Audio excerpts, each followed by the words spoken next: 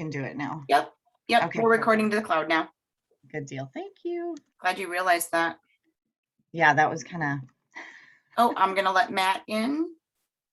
All right, and I'm trying to get Laura in. So hang on one second here. She accidentally she mixed up her email. So.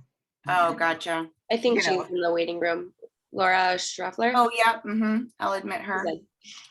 Thank you.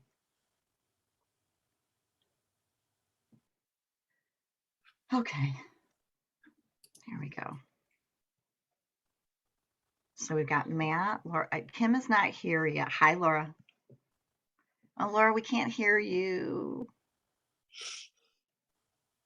I think You just need to unmute. You just need to unmute yourself. Yeah. There you go. Thank you. Let me double check with Kim because. No, we do have live transcript enabled. So I wanted to make sure that all the presenters know how to shut that off so it's not distracting. You should either see a live transcript icon or the more option with the 3 dots. Click on either one of those. And if you just hit the hide subtitle option, you will no longer see the live transcript.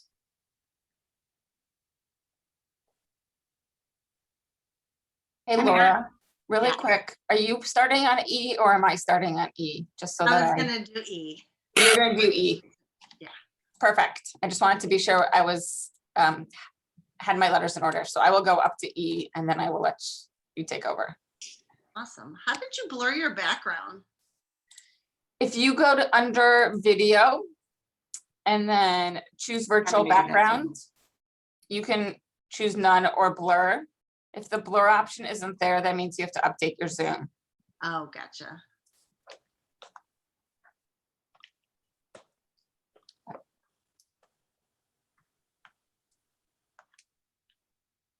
Hi, everybody. Sorry I was a little late. Hey, Matt.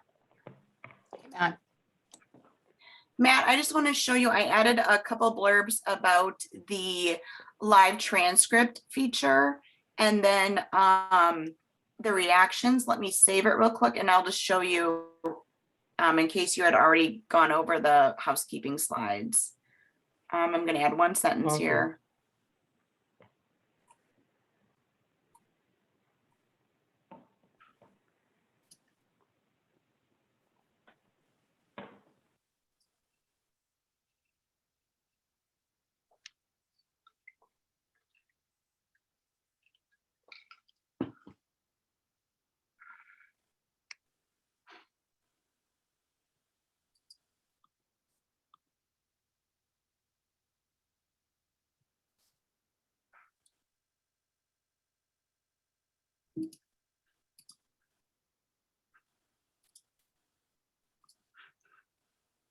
All right, let me get down here.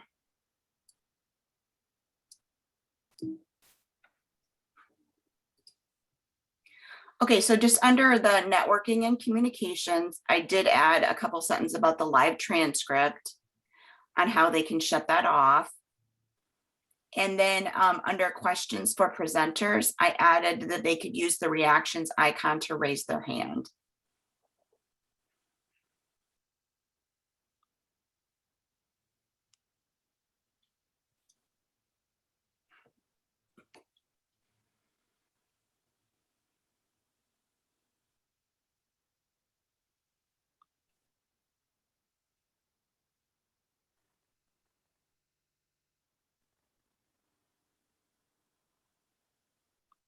Is there anyone else who are wanting to admit right now? Oh, Jill. Yep, I'll admit her.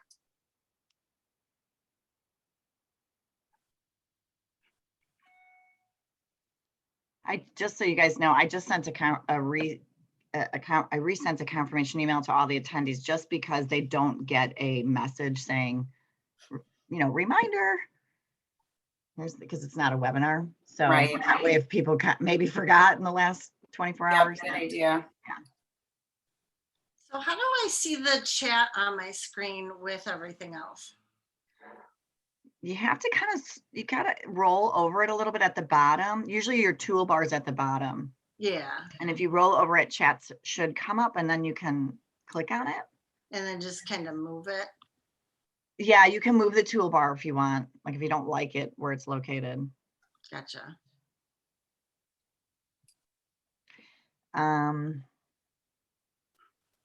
Also, if you're not the one sharing your slides, you can go out of full screen mode so that you've got the chat on the side. Gotcha. Anyway, I just Like if you click emailed, escape, I just emailed Kim because I'm not sure if she's planning on joining us now or at like 9, you know. So we're just missing Kim, is that it? And Okay. I don't, like I said, I'm not sure if she's going to join us now or if she's going to join us more towards Yeah. 9. I'm going to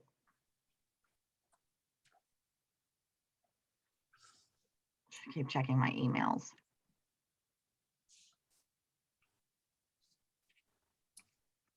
So probably really quick. So we're going to leave Matt will be up, right? And then we'll bring up Anna and Laura. And then the rest of us will be all hidden for a while. And then Rhonda and Kim will bring you up and put Anna and Laura behind the screen, so to speak. Well, and I just want to clarify, you won't really be hidden because everyone is still on video. I don't want you hiding your video camera because I think that's going to look weird if the presenters are hidden and the other people, the panelists aren't. Because it's a meeting, we're going to see everyone on screen. I would say keep your screen. No, well, aren't we going to hide everybody else's video, right? All the attendees? I don't think we should. Oh, okay. Yeah, we got to hide all the attendees' video and audio. And then Okay. and Why then, do we have to hide everyone's video? do you guys want all the attendees up? I thought when we talked yesterday, I thought we were going to put them all behind.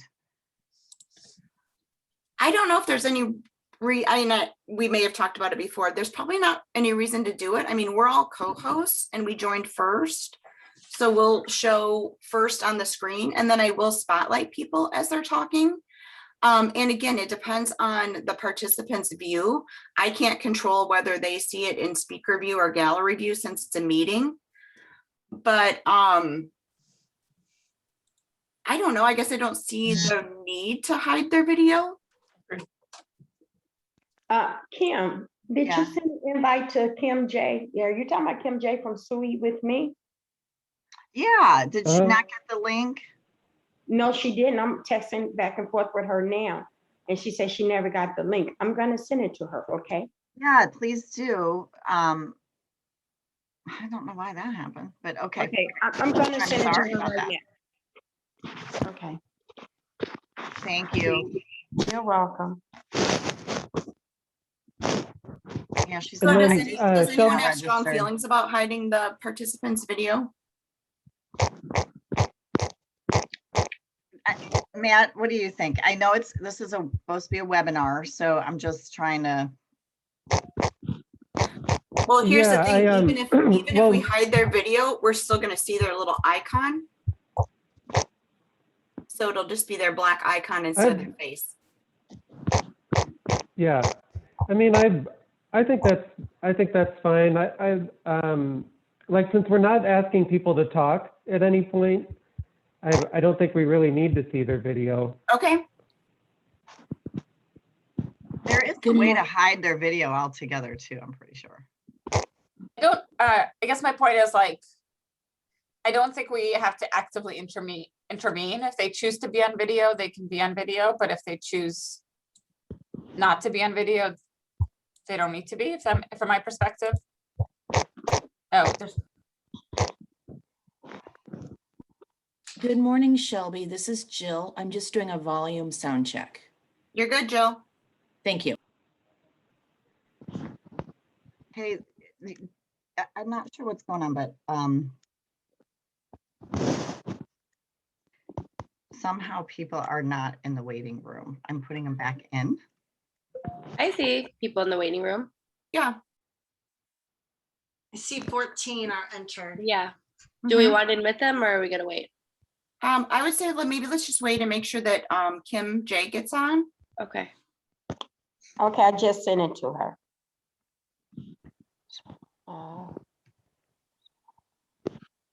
I'll chat everyone in the waiting room and let them know that we're.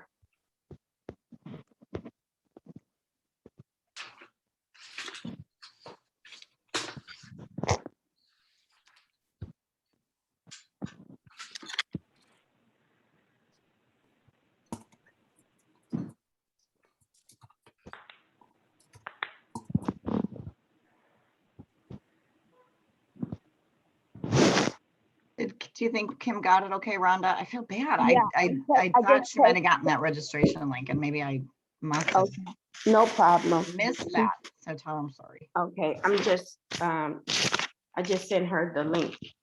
Yeah, thank you. She'll be on soon. Let me, me and her got a text.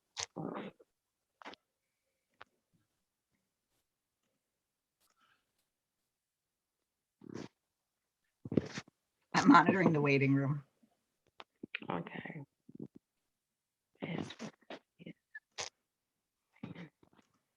Password is 10453.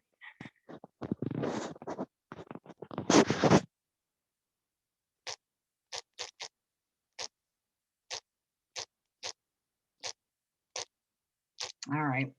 Well, what if Kim joins and Okay. we'll just put her up when she joins. So Matt, are you ready to go?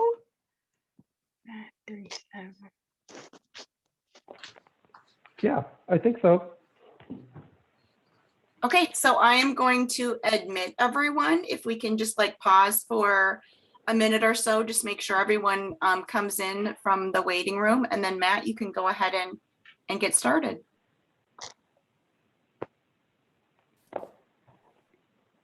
Perfect.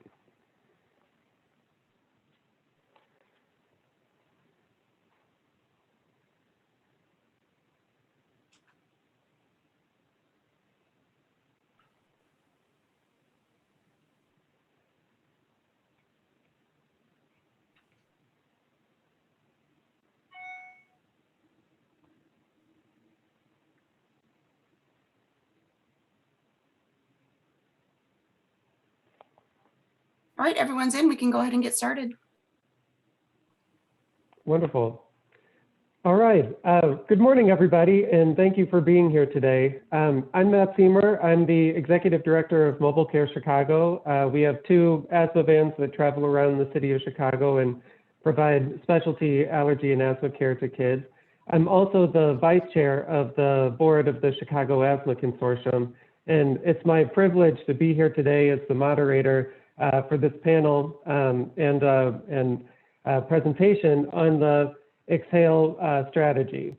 So we've got a couple of housekeeping items here and some general introductions, but I thought that I'd first start by just saying a little bit of an introduction to the Chicago Asthma Consortium itself.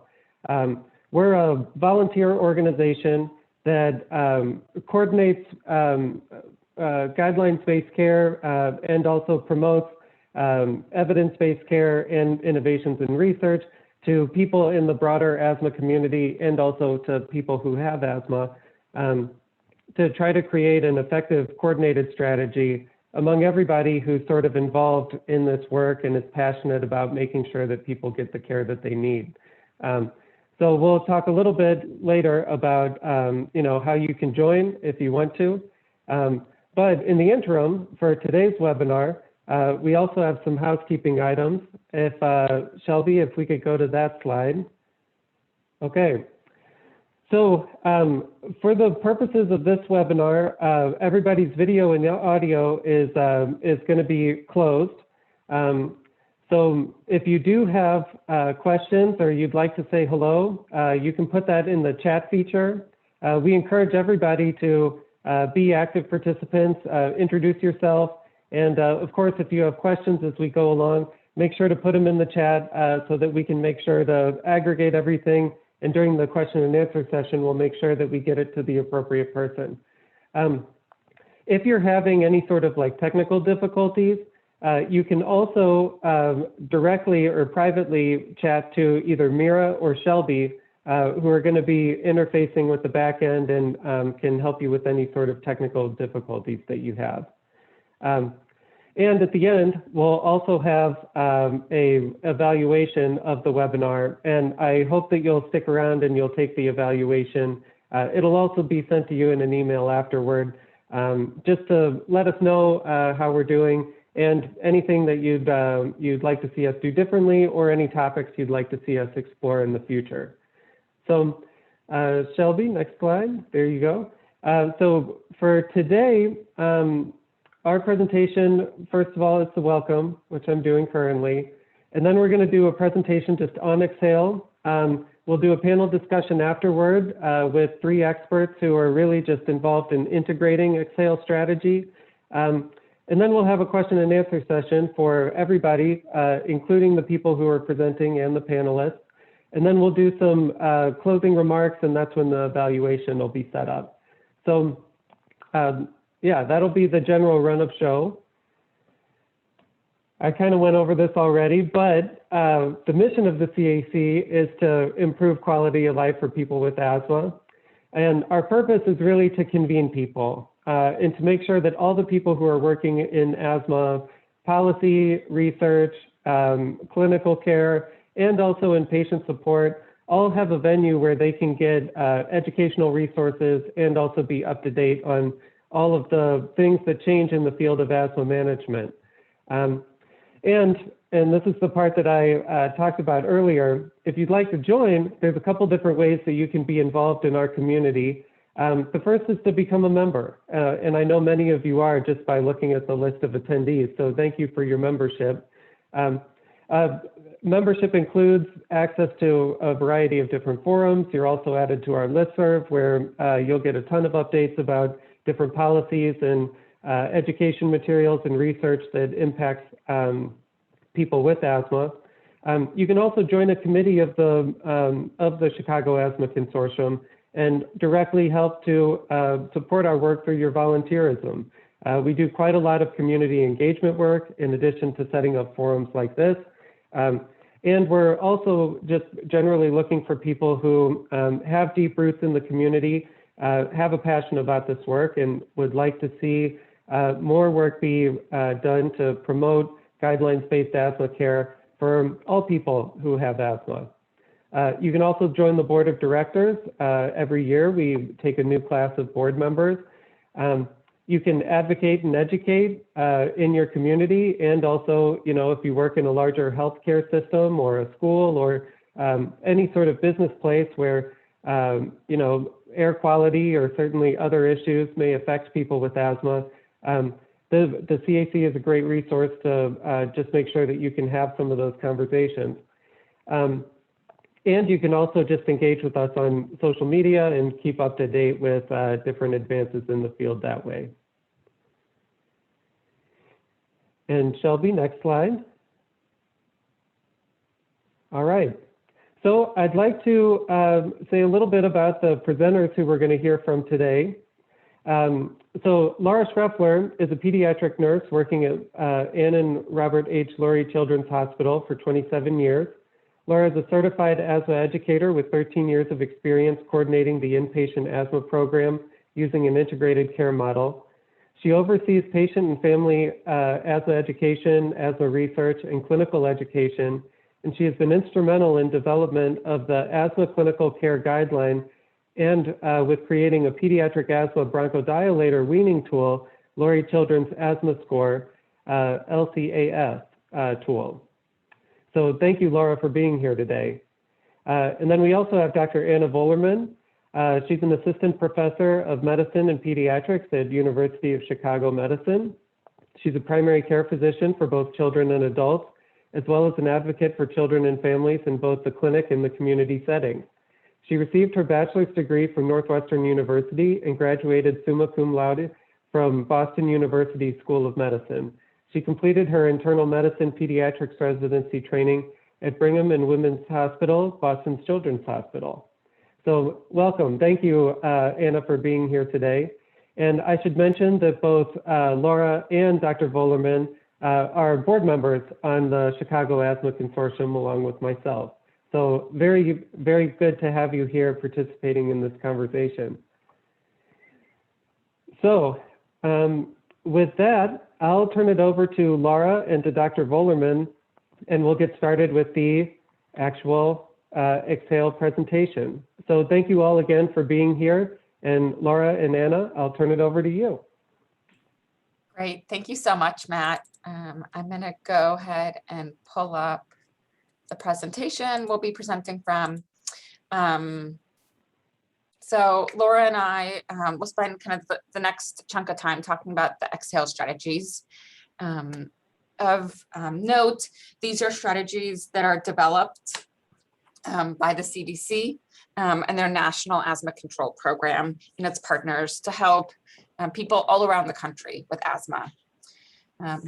You know, as many of you already know, asthma is a significant health challenge. It affects both adults and children throughout the United States. About 1 in 13 people has asthma, with slightly higher rates in children. And this manifests in many different ways. From a healthcare perspective, this leads to a significant impact in terms of healthcare utilization and cost, ranging from 1.7 emergency department visits and nearly 200,000 hospitalizations each year, with a cost of about $82 billion. Unfortunately, even though we know how to treat asthma effectively, there are about 10 asthma-related deaths each day. And the effects beyond the healthcare setting are significant for individuals who have asthma, ranging from implications for work, for school, for quality of life, and for being able to live a regular life every day.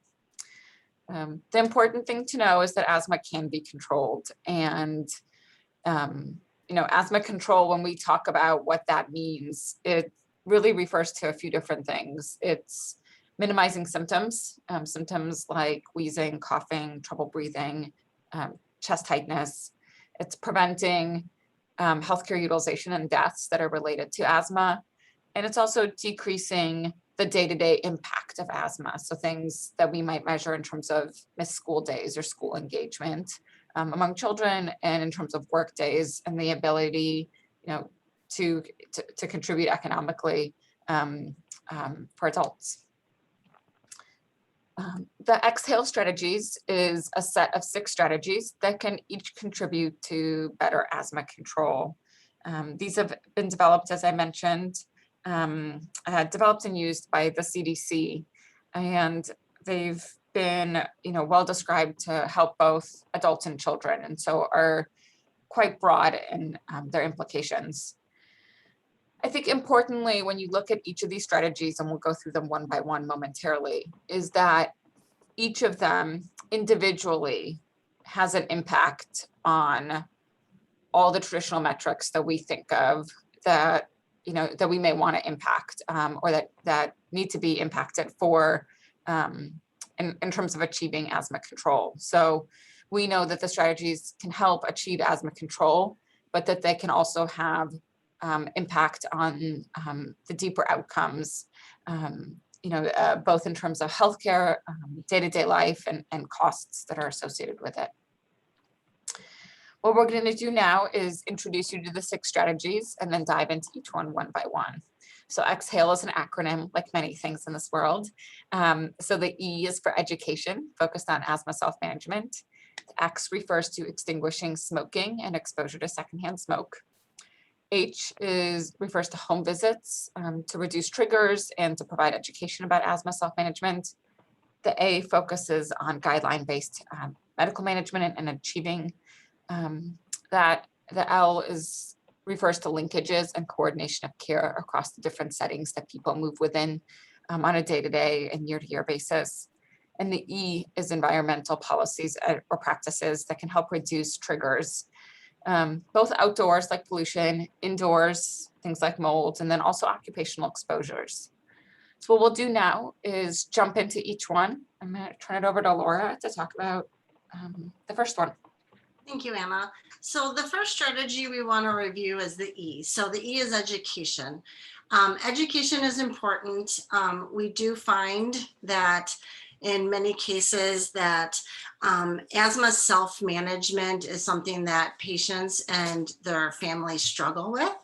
So some of the key components of asthma self-management education is going to include just some asthma basics. So we want to make sure that they understand what asthma is, that it's chronic, that it's something that they have to learn about and partner with their care team. We definitely want to make sure that families understand their medicines. So in many cases, families are given different medicines. They may be prescribed one when they go to pick it up. There may be something alternative provided based on insurance coverage. So a lot of times there's a lot of confusion when we're talking about medications. So that is one of the biggest buckets that we also cover. When we're talking about education with families, we actually want to make sure that they know how to use that education or use that inhaler or device, that they've received education on that. So some devices you use a spacer, some you do not, some you have to rinse your mouth after use. So just making sure that they know, the proper way to use that medication so that we can make sure it's really going to help manage their asthma. Also, when we talk about asthma and self-management, we want them to understand their own symptoms and be able to take action based on an individualized asthma action plan that their provider should give to them. So that action plan should highlight symptoms for when to start their rescue medicine, when to seek emergency care, when to ask for additional help.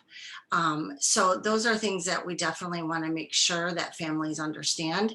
And then another thing that we'll go into more detail, but we really want to help them to reduce exposure to asthma triggers. So triggers are things in the environment that may add to their symptoms or may make their symptoms worse or start a severe flare-up. So these are all some of the key components to education on asthma self-management. And we'll move to Anna for the X. Awesome. The X refers to extinguishing smoke and exposure to secondhand smoke. It's important to recognize that the National Asthma Guidelines recommend that people with asthma avoid smoke. Now, for adults, this means avoid smoking yourself. And then for both adults and children, it means avoiding exposure to secondhand. And some people have even started to talk about third-hand smoke. I think it's important to recognize that the exposure to tobacco smoke can trigger asthma symptoms in an asthma exacerbation that then requires healthcare utilization and has significant consequences. At this time, about 14% of American adults smoke, and so it's an important conversation to have with patients who are affected by asthma, and then also with family members, and to ask, what if that individual smokes, if individuals within that household smoke. I think also important beyond the one-on-one interactions that can occur between a clinician or a community health worker or an asthma educator is also thinking about smoke-free policies that can reduce secondhand smoke exposure. And there's been, when we think over the last couple of decades, we can think about progress that has been made in terms of smoke-free policies within restaurants and so on. But there continues to be more to do. I'll turn it back over to Laura for the H. So the H is home visits. So we have been really focusing on ways to help patients with asthma reduce triggers in their environment, to really meet them where they're at. So we want to be able to, come into the home, actually help them where they live, and to look at things around them that they're so used to seeing every day that they may not realize are affecting their day-to-day breathing. So when we go into the home and we do assessments, we want to really look at what allergens may be in that home, kind of also referring to their self-management plan. So where are their medicines? Where do they kind of sleep? What's in that sleeping environment? Are they taking their medicines before they go to bed? Are they properly rinsing their mouth and cleaning their devices as they should? We also want to make sure that these services are provided for our patients and families that have high risk asthma, because based on the new guidelines, we are noticing that, we really want to target what specifically affects each individual patient. So if we can really look at what is their specific trigger and really help target that. So for an example, if they have, a dust allergy, we want to make sure and try to, target their bedroom and, cover their mattresses and pillowcases, and making sure that, there's not a lot of collectibles getting dust around, or what's the flooring type. So those things can be helpful to really kind of partner with that family to help them learn what's going to be most effective to control their own asthma. And I'll send it back to you for the A. Awesome. So the A refers to achievement of guidelines-based medical management. And this really gets at, there are guidelines, both national and international guidelines that focus on effective asthma management. As many of you may know, there were guideline updates released this year for the US version of the guidelines through the National Heart, Lung, and Blood Institute, and then the GINA guidelines, which are part of a global initiative to support best practices for asthma management. Those are typically updated each year. And these guidelines are really, it's important to know what they are and to see them on paper and understand them and recognize them. But even more importantly is that effective implementation of those guidelines in all aspects of clinical care. And this really gets at, strengthening the systems that support care. This includes educating healthcare providers and healthcare clinicians, about what is in the guidelines, and really delivering focused training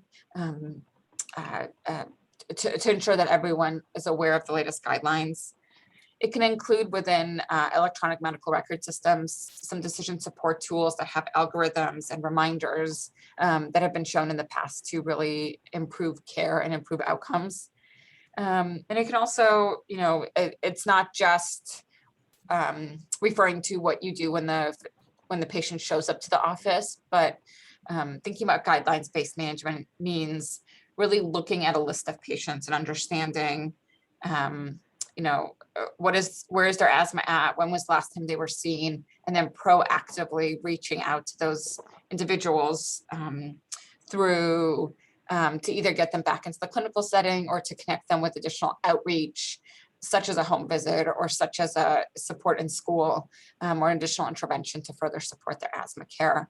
And in doing this, the goal is that the medications that are prescribed are most appropriate, that those medications are used appropriately, both in terms of technique and then adherence, that they're able to get the medications effectively without, and overcome the different barriers that exist.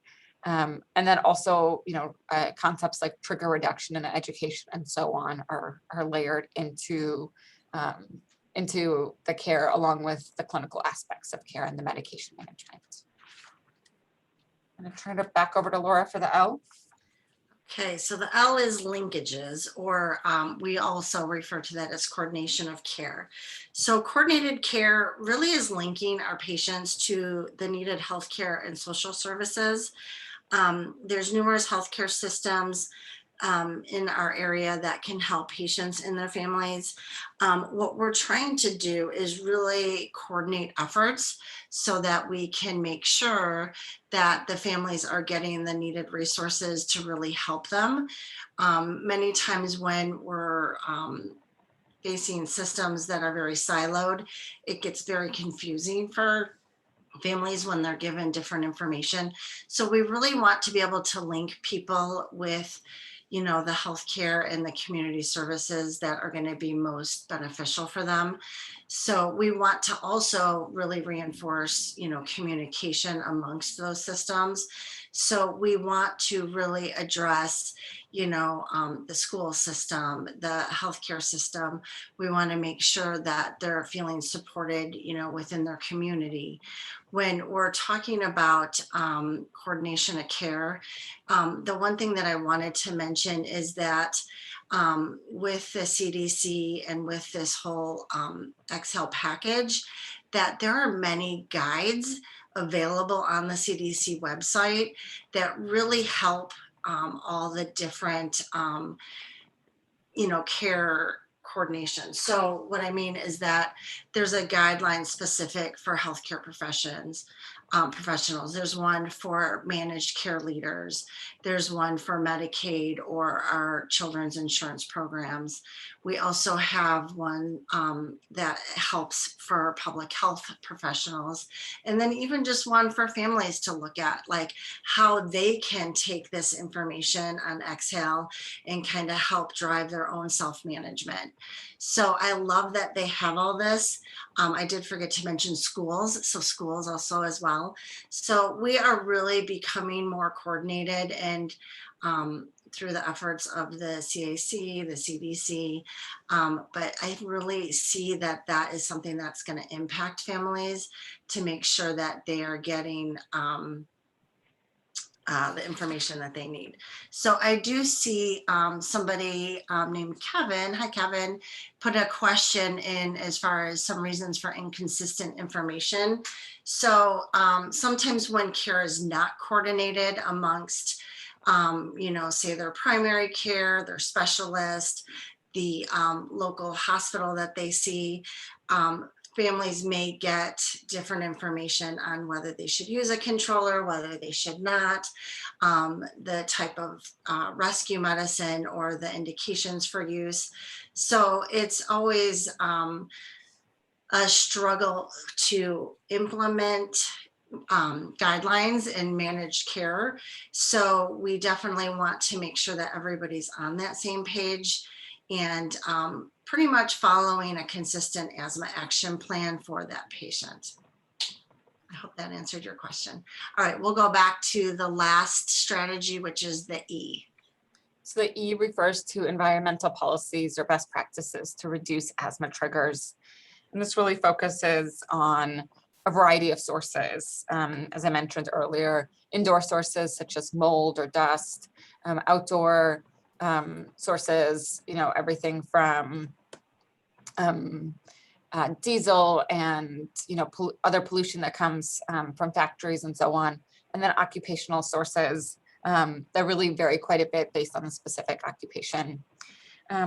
There's a variety of policies or best practices that have been proven to help people with asthma. Some of them focus on like home weather assistance programs that can provide grants or loans to individuals to repair or improve their homes and to reduce exposure to things like mold or pests. Policies such as smoke-free policies, both in the workplace and restaurants and bars, have been proven effective in terms of reducing asthma triggers. There's other policies that have been passed in the not too distant past, focused on diesel and modifying older diesel engines on school buses so that they're running more effectively and more cleanly to reduce the air pollution. And then also eliminating or at least a minimum reducing the exposure that occurs with asthma triggers in the workplace. I think this strategy is particularly powerful because it really does act, oftentimes at a policy level, at a higher level, and these often, often become mandates that are broadly enforced across communities in ways that individuals may not necessarily have the power to enact. So just kind of reflecting on these strategies as I think about it, I think it's important to kind of, as you think across the 6 EXHALE strategies, to recognize that multiple of these strategies can really affect the way that children play and the way that people work and the way that people live and spend their time. And by enacting these strategies, it really allows individuals to improve the various social determinants that affect asthma, going along with the more traditional biological or medical pieces. And then the linkages to care really help support individuals and get them the services that they need to improve the conditions that they exist within and have power over their asthma. I think one other piece that as I learned about these strategies and that I think is important to pass on is each of these strategies has been proven effective. And even more so when you put multiple of these strategies together, that's really where the greatest impact happens in communities. Now, every community may not need, every single one of the environmental policies. And the strategies need to be tailored in different ways to each community. But it's important to put multiple of these strategies in place to ensure that individuals who have asthma or families who are affected by asthma are able to achieve optimal control. And I hope as you're listening to this, no matter where you're coming from, whether you're a clinician, whether you're coming at this more from a public health lens, whether you're a person with asthma, whether you're a school or community center provider, I hope you can recognize ways in which these strategies apply to you and can be used by you to improve your direct environment, as well as the advocacy work that you can do on a broader basis to improve asthma care for affected individuals. So I'm gonna stop there. We've got a few minutes before we start with the panel. And so I just wanted to see, if individuals have questions about the strategies before we dive into the panel. Feel free to type your question in the chat for Laura and I.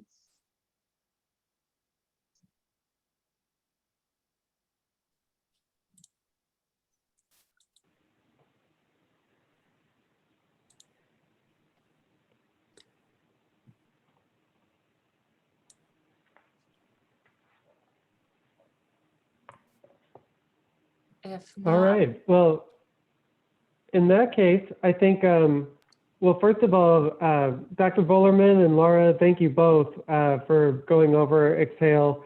I mean, there's a lot to get into here. And so I'm happy to start the panel discussion, but of course, if there are people who over the course of the panel, you have a question of your own, or you want to reference something back to something that Dr. Volerman said or that Laura presented, you can always put that stuff in the chat, and we'll have one more loop around for a Q&A at the very end where we can bring them both in and ask them the hard-hitting questions of the day.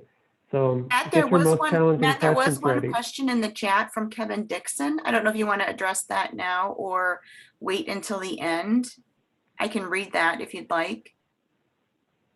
Thank you, Shelby. I think that Laura had addressed that question, but Okay, great. Laura, if there's anything else you want to say on that subject. I think we're good for that for now. Thank you. Okay. And Kevin, feel free to follow up too if you want some more information on your question. Okay, thank you very much. Yeah.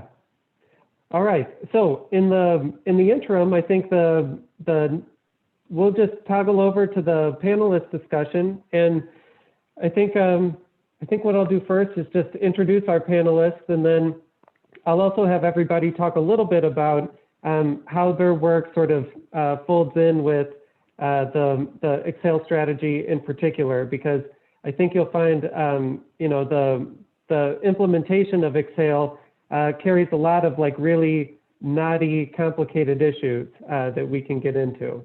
So I'll start with Kim J.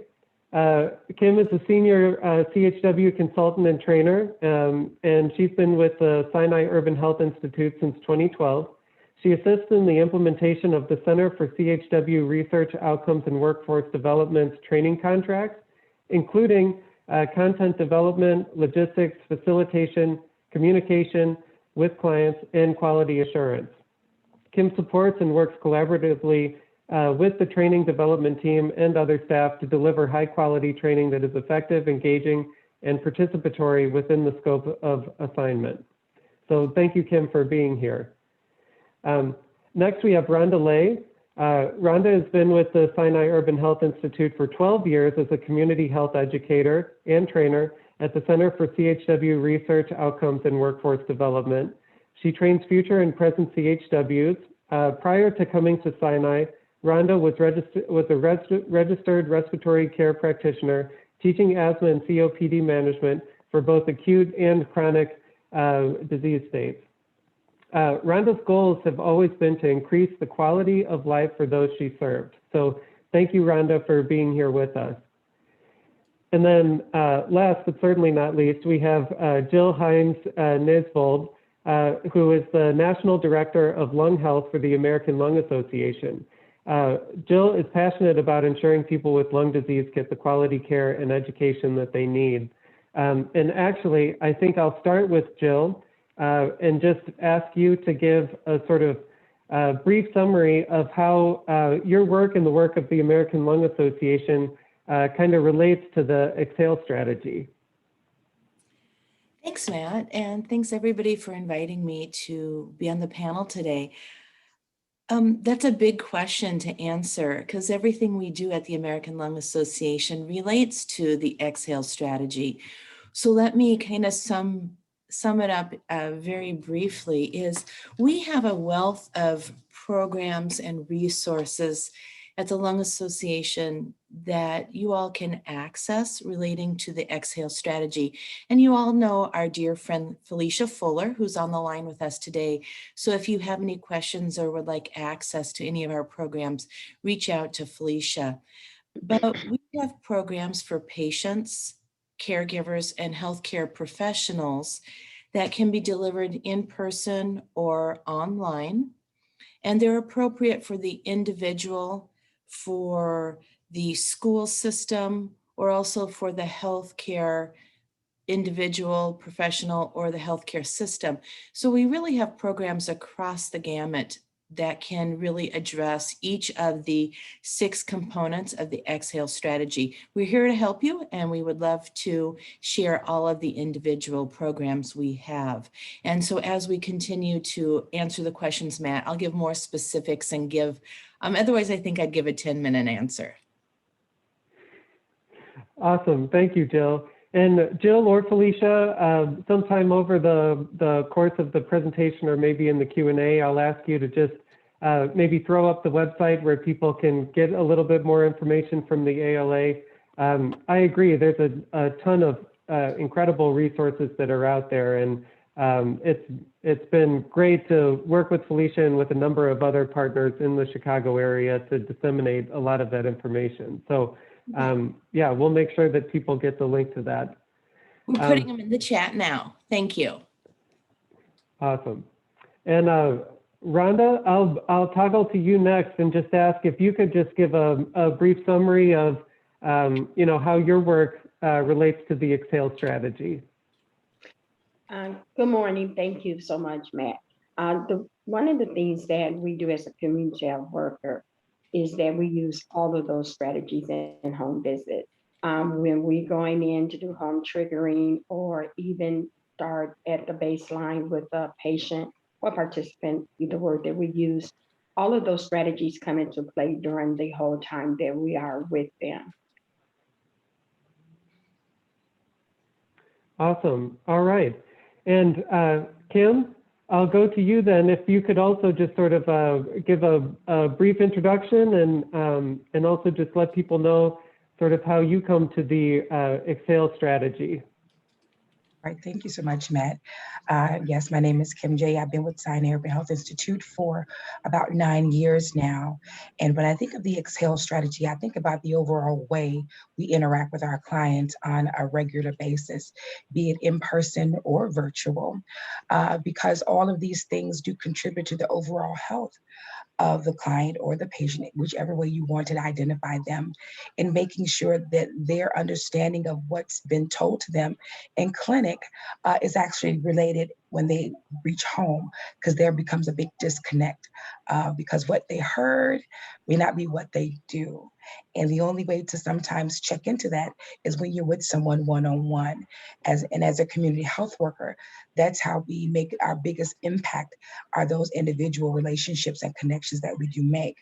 And we look at the environment, we assess how they are utilizing their medications, and we make those best practices recommendation based on what's best for that patient and what the doctor recommendation is as well. We are not a population of health workers that go on our own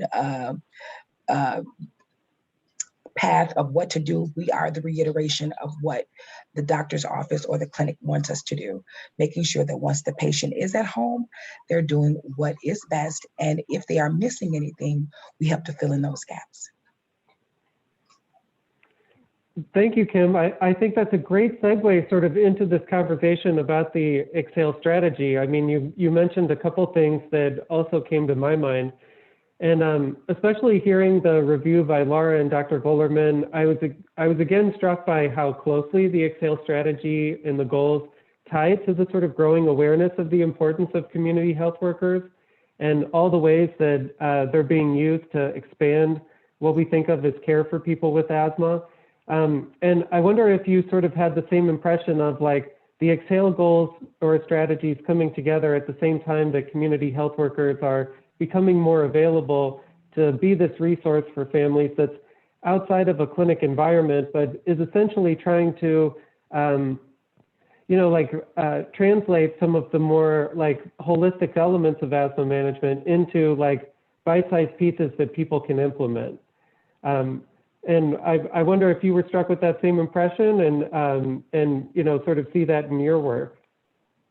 Actually, I was very just pleasantly surprised about the correlation of what Exhale does and how community health workers operate, because it really does shed a light on the very important work that sits with community health workers when it comes to connecting people to health, because we do know in the field of asthma, the communities that we serve, there's a high prevalence of asthma in these communities. And a lot of the things that are happening with the patients is because of some of the disconnects that exist under this Exhale strategy that we can address using this approach. And again, it's a part of how we interact with them organically, because they get a message from their physicians or instructions, and they'll take that information home. And if it's a lot, people will sort of devise their own way of addressing their condition rather than following the appropriate steps. So when knowing that community health workers are being utilized even more, having the opportunity to have that one-on-one time with patients in home allows you to see them real up close and personal, and to see where those disconnects actually lie. And don't over-educate, but adequately educate, so that people don't miss anything because there's so much else going on. So to put it simply, we ask, how do you do it?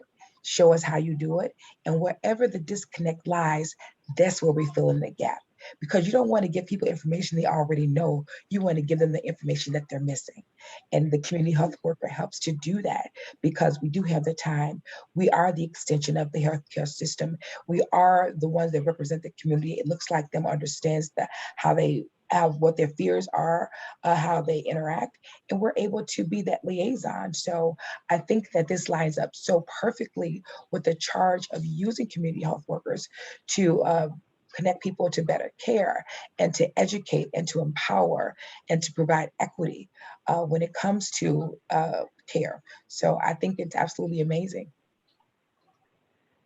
Awesome. And I think, Rhonda, I'd like your perspective on this as well, because I think that's something that Kim brought up that probably all of us know, many people in the audience as well, is that like you especially if someone is new to asthma, like let's say there's a person who's diagnosed with asthma late in life, or someone who has a child with asthma, but they didn't have asthma themselves, or even if they did, there's sort of like an information overload, right? Where there's a lot of information that kind of needs to be imparted to a person like all at one time.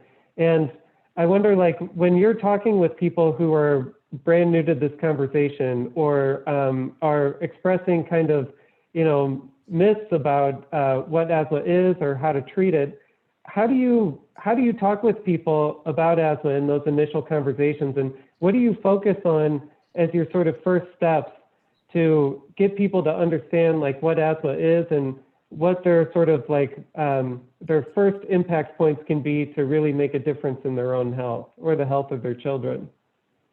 When I first go into a home, I don't assume that the participant knows anything. My first initial visit with them is like they're a blank canvas, what I'm trying to paint. And our first question I ask them is that, what do you know about asthma? Even though they've had children with asthma and they have onset adult asthma, I don't assume they know anything. And what I do is that I ask them the first question, what do you know? As Kim was saying, that we don't want them to go into overload. And I've learned in my experience is that I give them a little bit at a time. I answer the questions that they ask me. So if they know some things about asthma, and then they got some things that's confused, because now the first thing that we notice when someone say you have been diagnosed with asthma, I'm gonna give you this medication to help control your asthma. They only hear you have asthma. So now I'm the eyes and the ears for the clinicians or the medical home. And I have the time. I have normally in a clinic or in a doctor's office, they only have 15 to 20 minutes. I have as much time as needed.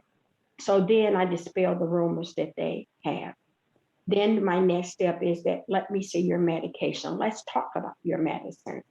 Let me tell you a little bit why you were giving a quick relief medication or a controller medicine. Your single layer or your montelukast, I give them the brand name as well as the chemical name, and then I don't overload them.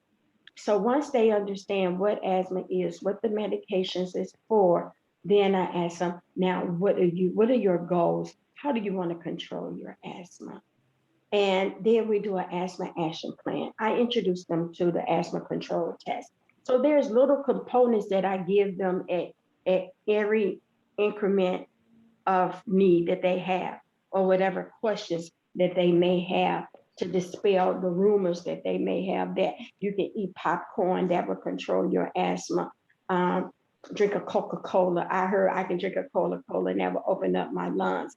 Those are some of the things that we hear in a home visit. And then I may come back in, and one of the strategies is the home visit with triggers. I also address the triggers in the home. The first visit usually is to dispel the rumors, let them know what asthma really is, teach them about their medication, because I've learned that the technique is the key part of delivering the medication to keep them well controlled. And then we go into the triggers and how to eliminate the triggers and things like that. So it's a little bit that we won't put them into overload and overwhelm them. Yeah, and Rhonda, I heard you say something that that I found remarkable in terms of like maybe a difference in approach or a difference in methodology when it comes to community health work, which is that, basically you start by listening and you say, okay, what do you know? And have people just sort of explain where they're coming from. And then also, what are your goals? And like, where do you want to get to? And I think that's a really important part of, when we talk about exhale and moving beyond thinking about asthma is just, something that you go to a doctor's office for. It seems like that's an important approach for community health work to take place. And Jill, I wonder if I could just get you to weigh in on that, because I know that you also do home environment assessments, and you know, are involved in these conversations. So, I mean, do you find that it's a very similar process when you're doing your work as well?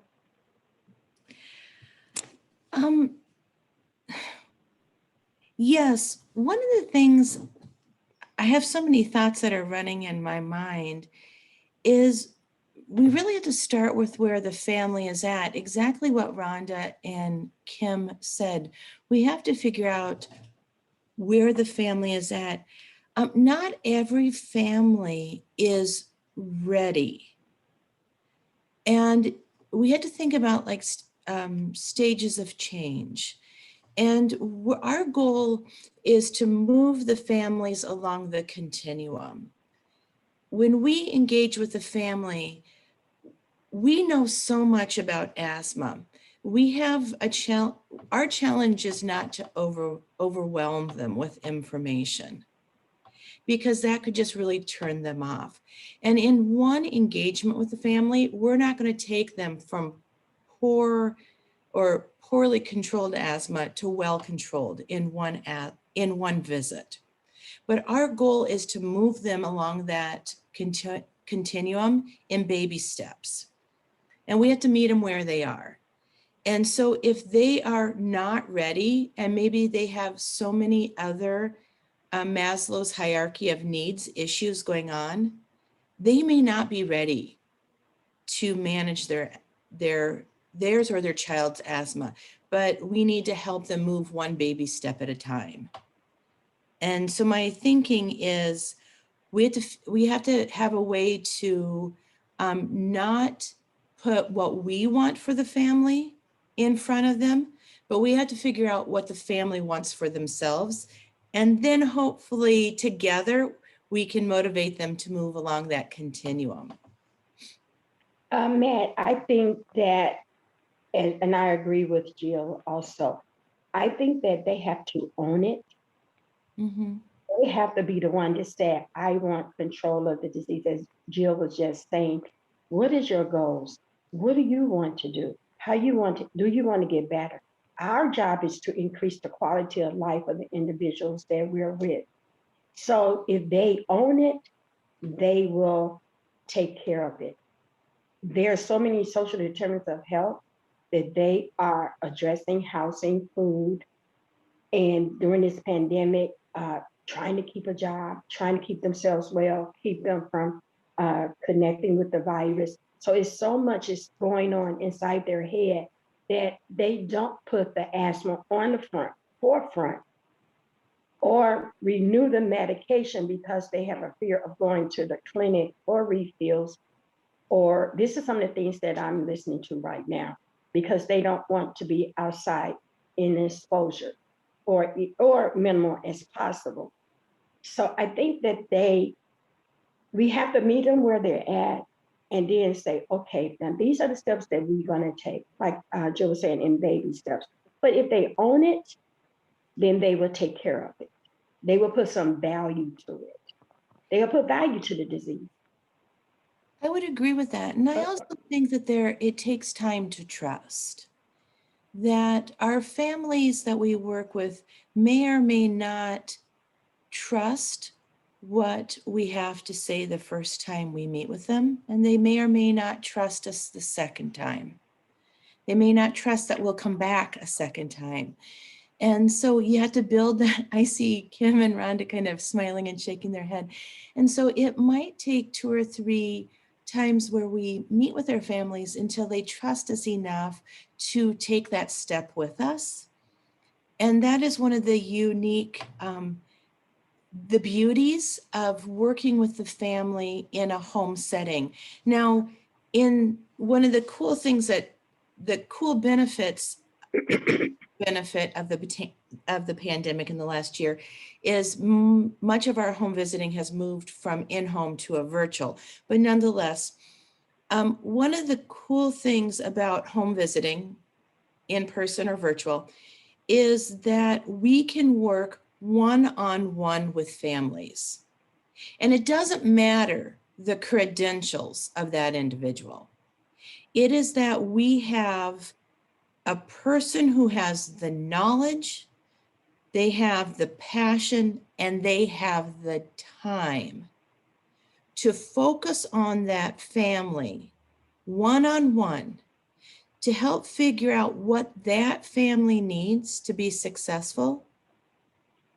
And when they're working with that family, that's the only thing that matters.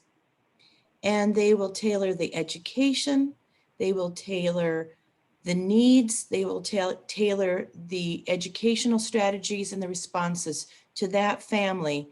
And they will work with that family to take baby steps along the way. And they will help that family move along that continuum to asthma control. Yeah. And I see Kim itching to get in here and say something. And Kim, I'll also just kind of ask you as you're answering to also think about, a lot of the EXHALE strategy, or at least a sixth of the component, is specifically about education. And I think for most people, you hear education and you say, oh, of course that's important. But I don't think it's well understood, like, why self-management education is so hard, and like why it's so hard that we have to develop strategies around it and hire specific trained people to work with families about education and self-management. I'd be interested to know from you just some of the barriers that make self-management education so difficult. And how families kind of approach this, and I like what Jill said about it taking time, both to sink in and for people to like build a bond of trust and to work with you. So if I could ask you to weigh in on that as well as you're kind of answering. Yeah, that was the approach I was coming from, to say that people are creatures of habit. And there are some things that they've already engraved into their daily routine that they think is right. And when you're coming in to say, I need to edit that, people are kind of standoffish about it. So they're like, well, wait a minute, how are you going to tell me that what I've been doing all this time is not correct? So, or it needs some adjustment, especially when they think they've been having a great go at it. So when you talk about building the trust and doing things a little bit at a time, it's about addressing what's concerning the family in that moment. And then sometimes what we're there to do has to take a back seat. So Rhonda sort of spoke about the social determinants. If I'm coming into the home and I'm there to speak about asthma, but the challenge of the moment is food insecurity, I have to address that to sort of develop my trust level with that family, to let them know, yeah, this is important to me too. And before I get to what I'm here about, let me help you with that. So sometimes our route takes a segue before we can get to the core issue of why we're even there, or the details of why we're there to help that family. So it's important that we try to connect with that trust level, so people now then can trust what's coming out of your mouth and implement that into their daily routine, so to take away what they've been habitually doing and put yours in that place. So one of the explanations I can give, if I'm going to a home and I'm doing an assessment of the environment and I can clearly smell strong odors of perfumes, paints, cleaners, or plug-ins. Oh, that's the favorite of the day. You smell all of that, and people are saying, but my asthma is still flaring up, but my house needs to be clean. My house is clean, and it smells good. And all of those things are contributing to the asthma exacerbation. So now I'm telling you, what you deem in your head is clean and appropriate is really what's triggering your asthma, and I need you to edit this process. So if I start taking away everything from somebody at one time, they are definitely they're going to push back and invite me out. But if I can say, let's negotiate, let's see what's the most, what thing can we deal with now that you're comfortable with, and when I come back to see you, we can see how it's working. I had a client who had all the medication she needed to be okay, but she still was having an issue with having asthma control. And she was a plug-in girl in every room of the house. And she was having some other issues that I wanted her to get tested for. But I asked her, can we just do one little negotiation? I said, take the plug-in out of your bedroom, all right? And just do that one, not everything in the house. Just try this one space for me. and let's see how that goes. If you don't feel better, then you can tell me, Kim, you were wrong, and I'll own it. And so she said, but I'll do that. So she went ahead and she took that plug-in out of her bedroom. And when I got there, like that week later to do my check-in with her, she met me at the door just laughing. And I'm like, why are you laughing? She said, I had the best sleep of my life. And she said, now I understand that that is a part of what's bothering me.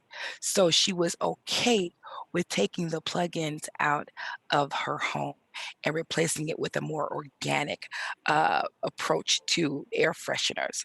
So it's about understanding that people are creatures of habit, understanding that habits are not easily broken, and understanding that I am the interloper coming into their space. So for me, waving the flag like I know it all doesn't fly very well. So you have to go and address change in incremental stages. And as Rhonda put it, uh, encouraging people to own the steps. So not saying this is what you have to do. Is this what you want to do? Allowing them to try it, then they can have ownership of it. And more times than not, they will do what you desire for them to do to keep them okay and healthy. And they'll even share those tips with family and friends because now they feel like, oh, I know this because I'm better. Now let me share what I've learned with the people that I love. So yeah, it is very important that we do address this part of just having self-efficacy when it comes to their own care and allowing it to be their choice and not something that we've pushed on somebody. Yeah, what a great example. Thank you. And I wonder, Rhonda, if I could spin that in a slightly different direction and just sort of ask, because I know that this is a huge issue, I think the expectation for like most adults is that like they access primary care intermittently or access care episodically because they have a bunch of other stuff going on in their lives. And I think there is a group of people who, think of prevention in medical care. And then there's another group of people who, because of what's going on in their lives or just their mentality, they think of it as intermittent or episodic. And I wonder, like, when you're talking with families, how you sort of strike that balance of, as Kim was talking about, like, you can't change every habit right away. And of course, accessing the medical system can be very labor intensive for people. So you don't want to just say, you need to take preventative care more seriously, you need to schedule more appointments with your doctor. But there's also a point at which, the more access to resources and education that people have, we know leads to their asthma self-management being more effective. So how do you have those conversations and sort of how do you balance that line of, two different parts of EXHALE, which is that, we want people to get evidence-based, guidelines-based care, medical care that's effective. And we also want to meet people where they're at and try to educate them where they are. So I wonder if you could just speak to that a little bit. The first thing that I do, like I said, I go in and I ask questions. I already sometimes know the answer because I've done a little background before I got there. And when I get to preventive medicine or linkage to medical care, I've had so many patients that said they use the emergency room as their source of visitation to their doctor. And my curiosity is why? Because I don't have to wait. I don't have time to go see a physician and stay there 4 hours. I have 2 children and they won't let me bring my kids on the van with me. It's just me they will take. So then I said, okay, now we have the core of the issue. They don't have a lot of time to spend in the office. They can't get there. And then when they get there, they're not heard. I have heard so many people tell me that you remember that. If I say, well, what happened? We talked about this at the last visit. How did that go? And they go, you remember. Whenever I go into a clinical situation, they always ask me the same questions over and over. They don't remember. So now I have to be the advocate as well as saying, this is a team. Your health care partners is your team members. If they're not playing the game the way you want to play it, then you change your coach. Your physician is your coach. That is the most important part of your team. When he's asking you how you're doing, he's not asking you how you're doing for the day. He's asking you how you have been doing since the last time he's seen you. When you go and get your preventive medical checkups, they may find things that's impeding your asthma improvement. So now we have to get you some specialists like your pulmonologist. If your medication is not working, let's get you a pulmonary test to see the mild, moderate, or severe, or the category of your asthma. They don't, some of the people don't think like that they're the advocate for themselves and they're on a team, and that this team is the one that's getting me to my goal or winning this game of controlling my asthma. So those are some of the things I do. And then I say, well, when is the last time you seen your physician? I don't know who my physician is. Oh, I have that information. I have your doctor's number. I've had people say, I don't like my doctor. He doesn't listen to me. Oh, you're with a Medicaid home, but let's get you another physician. You don't like that coach? We'll get you another coach. So I sit right there with them and I make the appointment for them. So, okay, your appointment is May 30th at 10 o'clock. Does that work for you? I let them be in control, even though I am in control. I let them seem like they are in control. So now we've made you an appointment. You're gonna make, so you said, I dispelled that. So you say you have a problem with transportation, correct? Yeah. Oh, do you know your medical home has free transportation for you? And then we can call them and say, you have 2 children, or maybe they'll give you an Uber, maybe they'll give you a Lyft, or maybe they'll give you a bus pass. So those are the things that I do in order to get them into preventive care. Awesome. Yeah. And, that kind of brings up another point that we haven't talked about yet, which is the sort of medical management component in the EXHALE strategy. And Jill, I think I'm going to toggle to you on this one and just ask, because Dr. Volerman had brought it up. Do you think the medical management of asthma will get easier or harder with the new NHBLI guidelines that were circulated in December? And do you have a sense of which changes have the most potential to substantially improve medical management for asthma patients? Thanks, Matt. That's a big question. So I have a number of thoughts about the 2020 focused guidelines updates. On the surface, they're very confusing. While there were 6 questions or areas of change, the executive summary is 16 pages long. They seem they seem substantial, but when you get down to it, there really were not very many changes that were made to the guidelines. But the changes really are for those very young, 0 through 4 years of age, and then those individuals with moderate persistent asthma on steps 3 and 4 therapy. Those are really the ones that were most impacted by these guidelines these changes. I think there are immediate changes that are going to happen for individuals with asthma that see specialists. But we know that guidelines take 6 to 10 years to trickle to primary care. And our experience with my work, I'm sorry, there's kind of a kazoo sound coming through the computer. If people wouldn't mind making sure they're on mute, that would be helpful. Thank you. back to what I was saying is it takes 6 to 10 years, the research shows, across any disease state when guidelines change, for those guidelines to trickle to and be implemented by primary care. So we have this long leg where we're going to see a discrepancy between what we have in the guidelines, what's coming out in specialty care, and to when primary care has fully adopted those guidelines. So we've got this long time of confusion. And that's unfortunate. Our experience in the clinics we work with across the United States on quality improvement is most of them have not heard about the guidelines changes. They've never heard of smart therapy. This is primary care.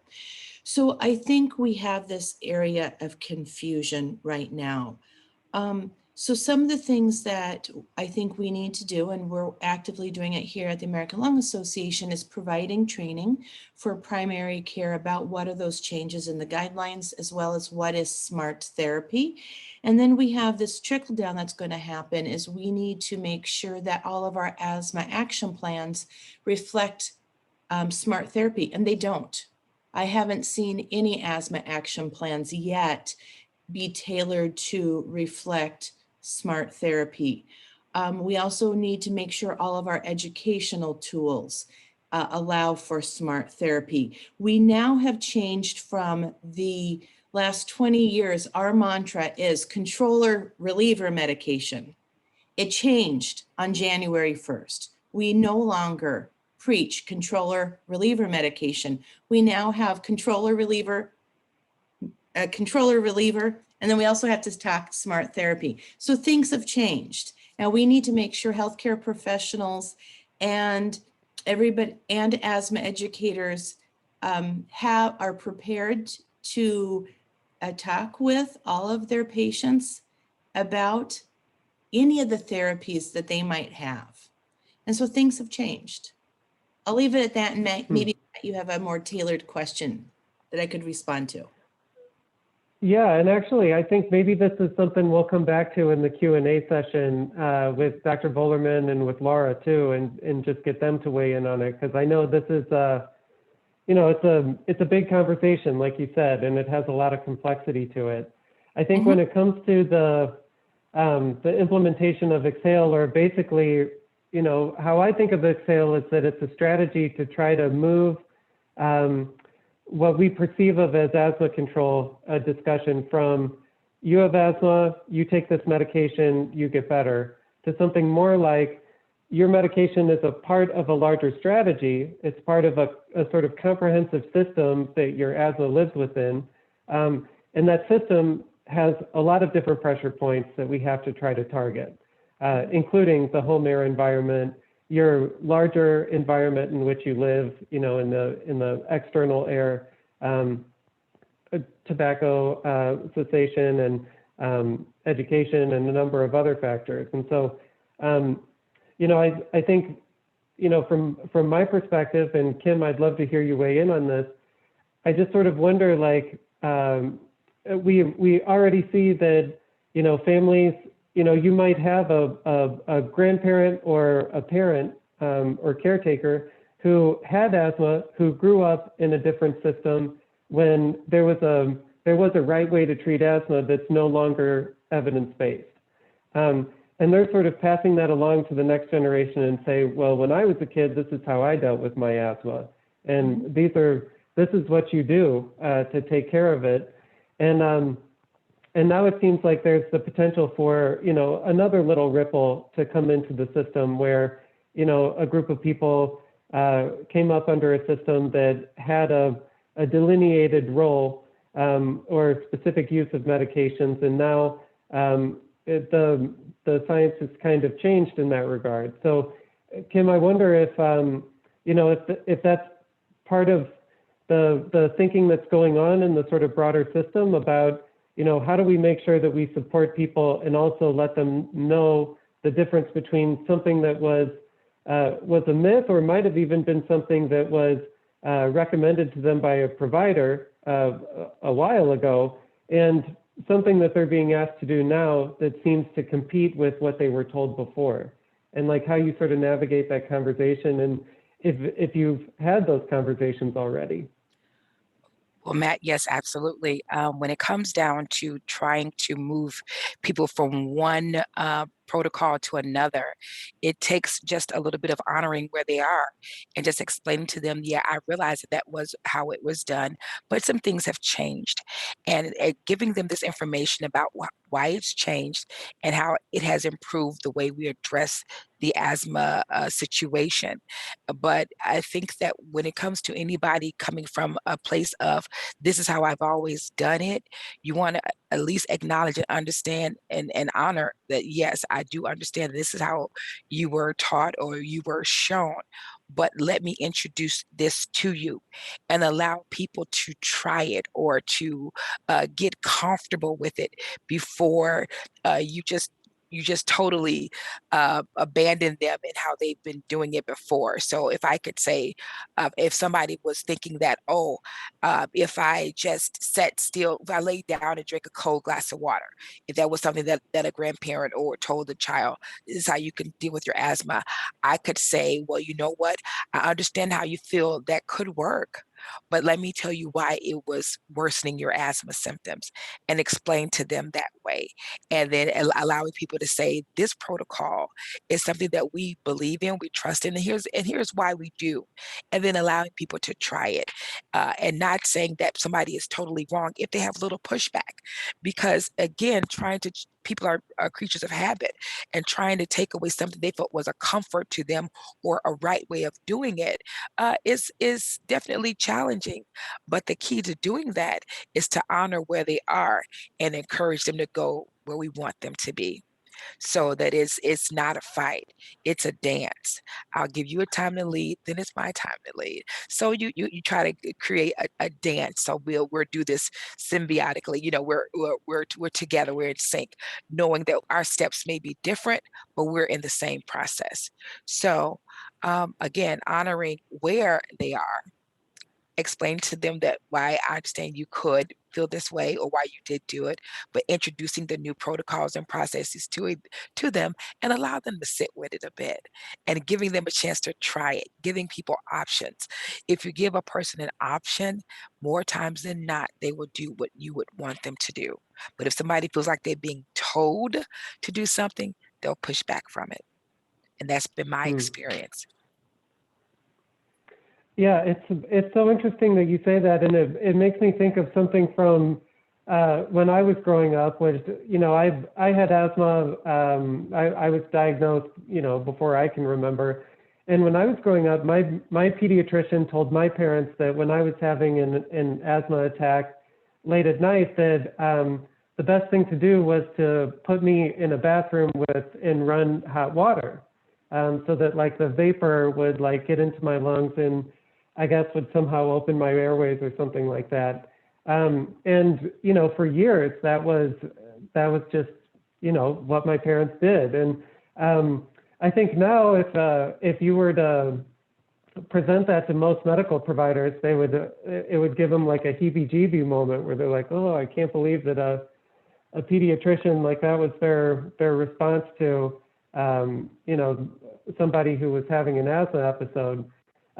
And yet, I think that there's still a generation of people who are out there who were, getting advice from people in the sort of broader healthcare system, and we're operating on that. And clearly, even though that was the advice that my parents got, I was raised, I developed, and here I am. And so I imagine some of those conversations can be hard for people because they perceive that it worked. And so I wonder if, and Rhonda, maybe I'll bring you in on this one to talk about like the role of education and kind of like myth busting a little bit, even when you're sort of pressing up against like a person's lived reality, where they're saying, yeah, but it worked for me. You're telling me that something isn't right, but when I did it, it seemed beneficial. And tobacco cessation, I mean, this might sort of feed into that discussion as well. I've heard families say, well, if I smoke outside, then it's okay. How do you sort of have those discussions with people when you're sort of bumping up against that lived reality of like what they grew up with?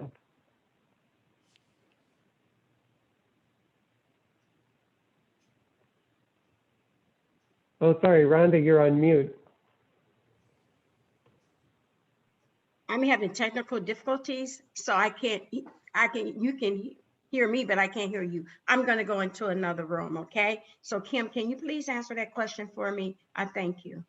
Sure.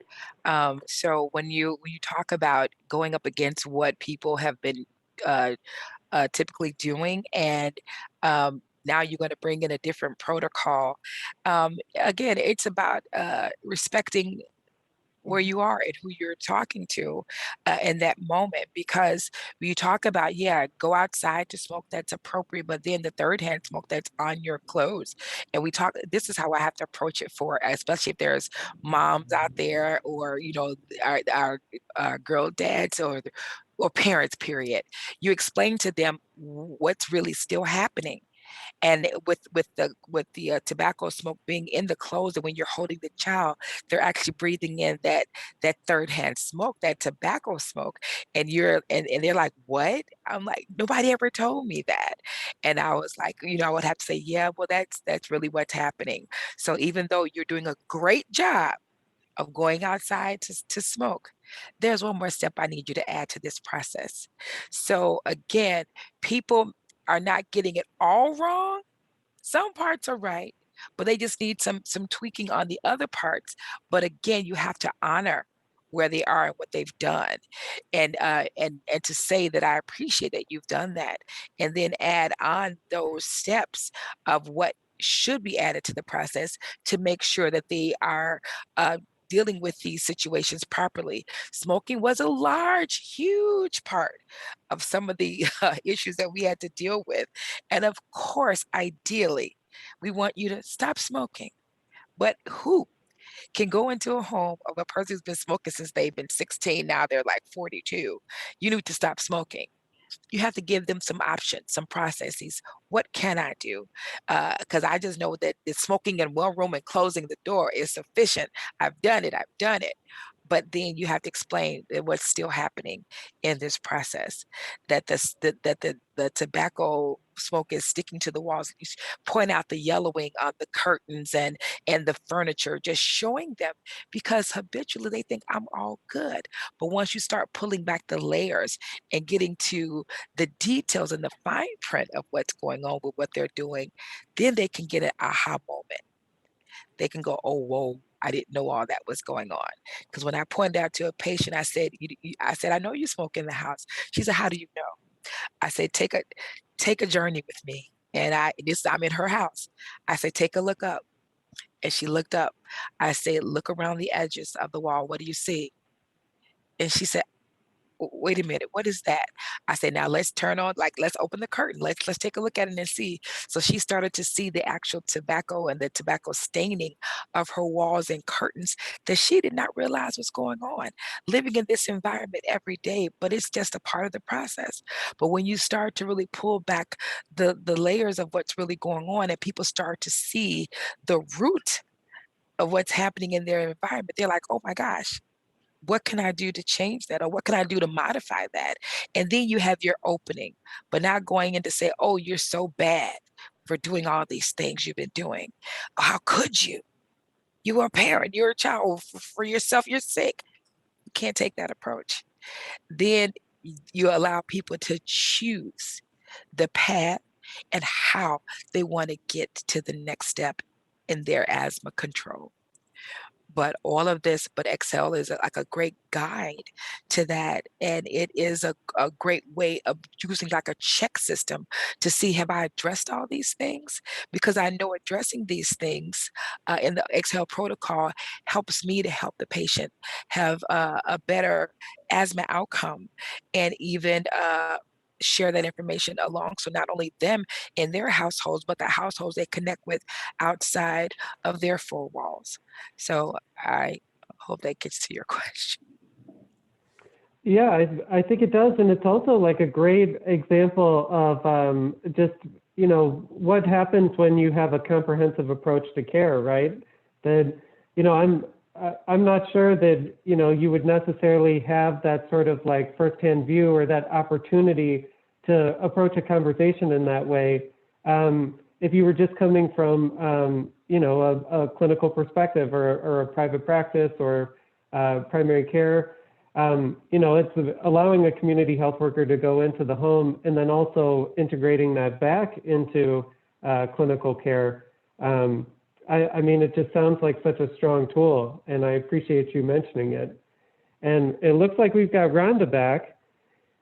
So Rhonda, I think actually that brings me to a question that maybe I can pose to you, because Laura had talked about the coordination of care and that this was an emphasis point in the EXHALE strategy. And I think, you know, taking a step back, you know, coordination of care seems like one of those things, again, sort of like education, where I think everybody thinks about it and they say, yeah, that makes sense. You should definitely do that, coordinate care.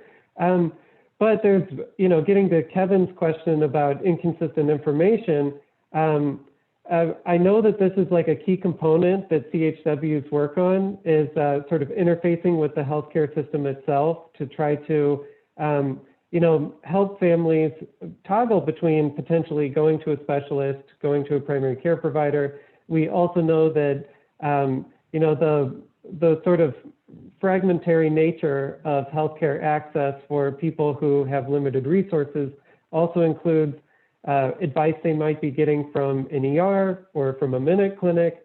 And so can you talk about some of the common effects that you see when care is fragmented and when you have to talk to people who have gotten conflicting information from, you know, trusted healthcare sources, you know, maybe different medications that were prescribed from an ER and from a primary care doc, and how you sort of talk with people about that and what your process is to try to figure out kind of, or to try to start untangling, you know, some of the things that people were told. Oh, you're on mute, Rhonda. Okay, I'm sorry about that. So one of the things that I really start talking about is that let's sit down and let's look at all of your medications. Let's put it on the table. Bring out your appointments. Kim said something earlier that sometimes we can't get to asthma education because there's something else going on. And we build the trust with them. They know that the information that we give them is as valid as we can give it to them and as truthful as we can give it to them. So normally when those things happen, I say, bring me all of your medications, bring me your doctor's appointments, and let's put them in line. Let's put things in priority, because you're so, and then usually sometimes they bring me out a whole bag full of medicines. So, okay, let's look at your profile. If they are cyanide patient, I have access to their profile. Well, this is the most recent medication. Let's use this one. Or if they are not a cyanide and I don't have access, I will call their primary care physician office and introduce myself. Tell them why I'm there. I'm with the patient now. What is the most recent medication this patient should be on? When is their next appointment to see their pulmonologist? So I sit there and I just go over every appointment, every medication. I have found medication that was expired. Get the garbage can, or I put this in an expired bag, right on the bag, expired. Either you can take it back to your local pharmacy or you can dispose of it as safely as possible. So those are some of the tools that I use. I give them the time and say, this is no good anymore. They want you on this. If you have Flovent 110 and you have to step up, then now you're on 220. This 110 is, we know the guidelines. You may have to step up if it's breakthrough. You've been having episodes of asthma. So now your Flovent 110 is not working. We step up to 220. You don't throw away the 110 if it's still, it's not expired. You got a year left on it. We're going to put this to the side. The 220 is, and I explain why. You're on 220 now. It's because your ACT scores have gone from 20 to 15 or to 10 since your doctor last seen you. You've been in the ED 3 times. So now he's thinking your control of medicine is not working for you. So he stepped you up to your medicines to get more control. So those are some of the tools and techniques that I use, is that when you're face to face with someone, you can explain what the pharmacy doesn't explain, what their doctor office doesn't explain, or even the ED physician doesn't explain to them. And Matt, if I could just add on to what Rhonda just stated, I think this also reflects back to establishing a relationship with a primary care physician and letting that patient know that some of the inconsistencies you get is because somebody's seeing you in that moment and not the overall history of your asthma journey. So, and explain to them the value of connecting with a primary care, because this primary care physician knows all about you, knows when you are understands your triggers, understands when you are having your exacerbations, because they know you are a stressor. They know that they understand you. So this can also tie back into the importance of having a primary care physician, somebody who knows your nuances about your illness. So you don't have to go back and explain every time from the beginning what's going on with you, but they already know and they can make a decision about what to do with you based on the relationship. So when you're dealing with people getting information from different areas, speaking to their asthma, you have to let them know that my approach with them just lets me have a conversation to say, the reason why you probably got so many explanations is because people were diagnosing you in the moment and not about your overall experience with asthma. And then for me, that's a time to really reinforce the importance of connecting with a primary care physician and making regular visits, so that if something is changing within how your asthma is behaving or presenting itself, they are aware of it and they can make the best choices for you, but not an urgent in the moment choice, but an overall choice based on the relationship. So I think it is an opportunity to even reinforce, if people haven't gotten it, the relationship with the primary care physician. Yeah, and I know that I'm running out of time. This is an absolutely fascinating conversation. But I want to try to get to at least a couple of the facets of EXHALE that maybe we haven't talked about as much.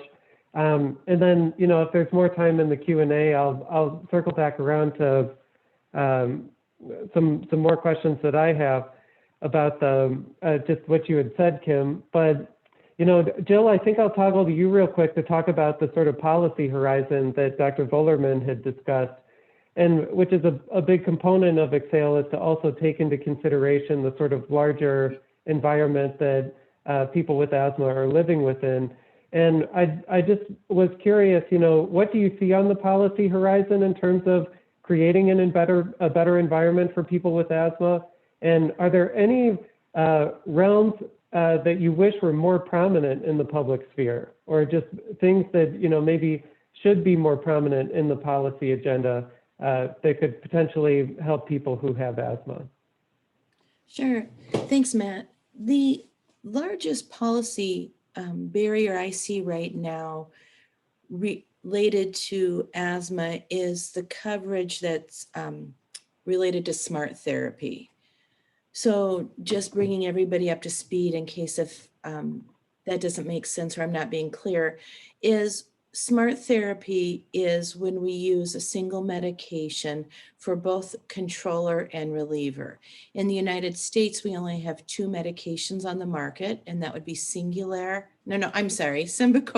and Dulera. Sorry about misspeak there. So Symbicort and Dulera are the only 2 medications in the United States that qualify for smart therapy. So the concept is they would use that medication that both has an inhaled corticosteroid and a fast-acting, long-acting bronchodilator in it, and they would take them both as their daily controller medication, and then they would use them for their rescue medication. Okay, wow. So we usually dispense those medications on a monthly basis because we would use them twice a day for 30 days, and then we're done with them but now we're asking patients to use them for a controller and reliever, but they're dispensed once a month. So the problem is we have is using them as smart therapy is our clients or our patients are going to go through the canister faster than once a month. And so we have to, now the dilemma is, how do we get them refilled as needed, which is maybe more than once a month. So that's our policy challenge. And so one of the things I did going back in January is I wanted to better understand this issue. So I went to a couple health plans. So I started with low-hanging fruit, pharmacy directors at health plans that I knew, that I could sit down and help understand that I really needed to understand the perspective first before I could ask a health plan to make a change. And so I wanted to sit down and just understand their perspective. And so sat down with the health plan pharmacy director. And first of all, they did not know, they had never heard of smart therapy before. So that was a first surprise to me, is the leaders of their field weren't familiar with it. And second of all, they were not aware that the asthma guidelines had changed within the last couple of months. And so my first was providing education to them. And so they were wonderful. They went and did some homework. We came back, sat back down together. And this is what the dilemma they're faced with, is health plans set their policy based on FDA approval. Singular and Dulera are FDA approved as controller medications. Smart therapy is off-label use. So health plans cannot change their refill patterns away from FDA approval. So you see the dilemma we got here. So the recommendation that I was given from, okay, now I only talked to a couple health plans, so that's as far as I've gotten. But so my recommendation is narrow, but it's probably the best that exists out there right now. So in talking to the health plans, is what we know right now is providers are going to need to do a prior authorization to get refills for smart therapy more frequently than once a month. And to expedite that prior authorization approval, these health plans recommended that they just simply put in the prior authorization, and they just document and reference the NHLBI 2020 focused asthma guideline updates for smart therapy. And they indicated that would expedite that prior authorization approval. This is not the simple process or approval we thought we'd have, but that helps us understand the health plan perspective and the policy perspective we have in front of us and that challenge. Oh boy. Well, when in a couple minutes when we bring Laura and Dr. Volerman into this conversation, maybe that's worth taking up again. I mean, just as from the perspective of a person who, you know, has 2 allergy and asthma clinics that are rotating around and interfaces with a lot of the managed care plans, I mean, the idea of submitting a prior authorization for a batch of our patients, it seems to me like just makes me shudder, but who knows, maybe that's different for other people. You know, I wanted to make sure to get to one last question though, that I think, you know, strikes to the heart of policy. And I know Dr. Volerman had kind of talked about it a little bit, and, you know, maybe I'll have you weigh in on this first, Kim, and then maybe we can just have everybody sort of give an answer. But, you know, Dr. Volerman had mentioned that policy can advance an agenda on behalf of a group. And I'm thinking in particular of a group that carries an unequal burden. We know with asthma in particular that there's a socioeconomic and a race component at play, and that African American and Black children in particular are 8 times as likely to die from asthma as their white and typically more affluent peers.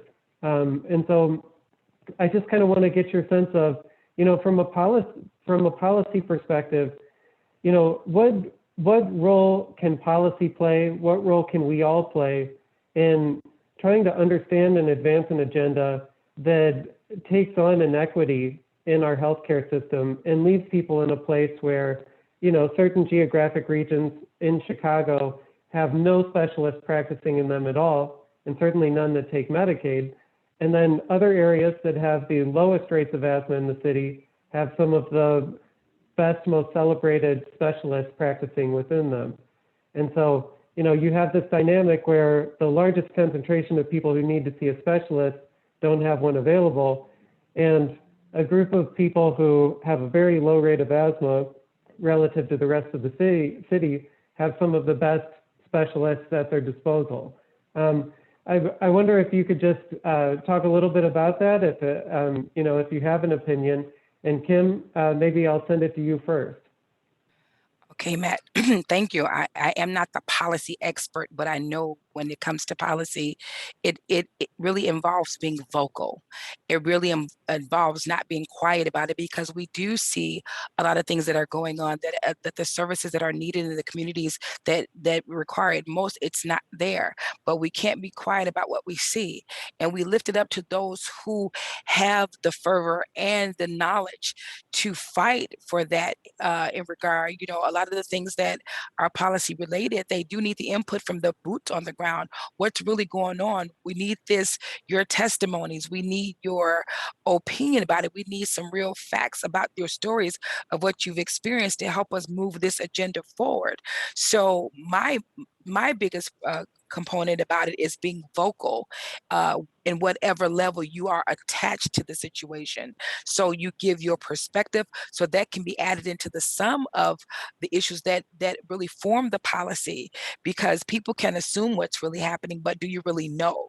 And from my role that I play in community as a community health worker, I bring my eyes and ears of what I've seen, boots on the ground, with what I know are disparities that exist, give that to those who have the know-how and the expertise to take that knowledge, add it into what's needed, and move the policy forward. And again, it's about being vocal and not being quiet, and not feeling like what you're saying is not going to make a difference, or what you're doing is not going to make a difference, because their old cliche says only the squeaky wheel gets the oil. So if you're not making noise about the injustices or the inequities that are going on, you are really a part of what the problem is, because silence means agreement, and I don't agree. So even though a policy is not my area of expertise, I can lend my voice and my actions to pushing policy forward when it comes to those inequities that exist in community. Yeah, thank you. And you know, I'll pass it over to you, Rhonda, if there's anything you would want to add to that. The only thing that I would like to add to that is that I'm so much like Kim. I don't know a lot about the policies, but I like to take a radical, which is a strong word, attitude about policy. That, and I say this to all individuals: you are valuable, you are important, your voice matter. That is how policy changes. And that it brought me, when Dr. Jill said something about deliver, it brought me to a patient that we had to fight for this individual to get deliver, because they really needed, and the pharmacy and the health plan was refusing to give this patient. So me and the mom were very radical advocates in getting this young man deliver. Once he got on it, he improved dramatically.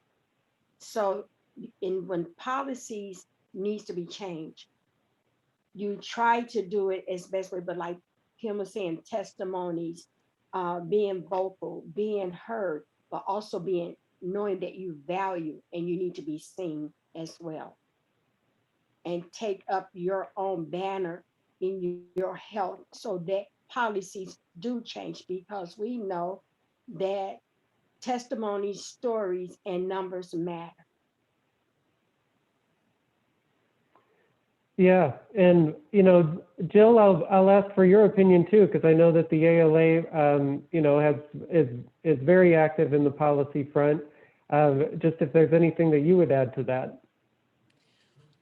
Well, we are active in the policy front, and we do have a nationwide asthma policy coverage project. So we do an assessment continually, annually, of the different asthma coverages that happen in every state. But bring it to more of the local level, and your specific question about how there's a disparity of access to specialists in different communities. I can't speak to exactly what's going on in any particular community, but follow the money would be what occurs to me. And healthcare is very expensive. And if we don't have good reimbursement for asthma services, then we don't have systems that help, delivery systems that will invest clinics in communities where there's high Medicaid populations, where that is the payment structure. And so it's really a large systems issue that we have to look at, is how we pay for services and what is the amount. And so then we can ensure equitable delivery of services. Again, I'm not the expert, but when you look at policy, you usually have to follow the money.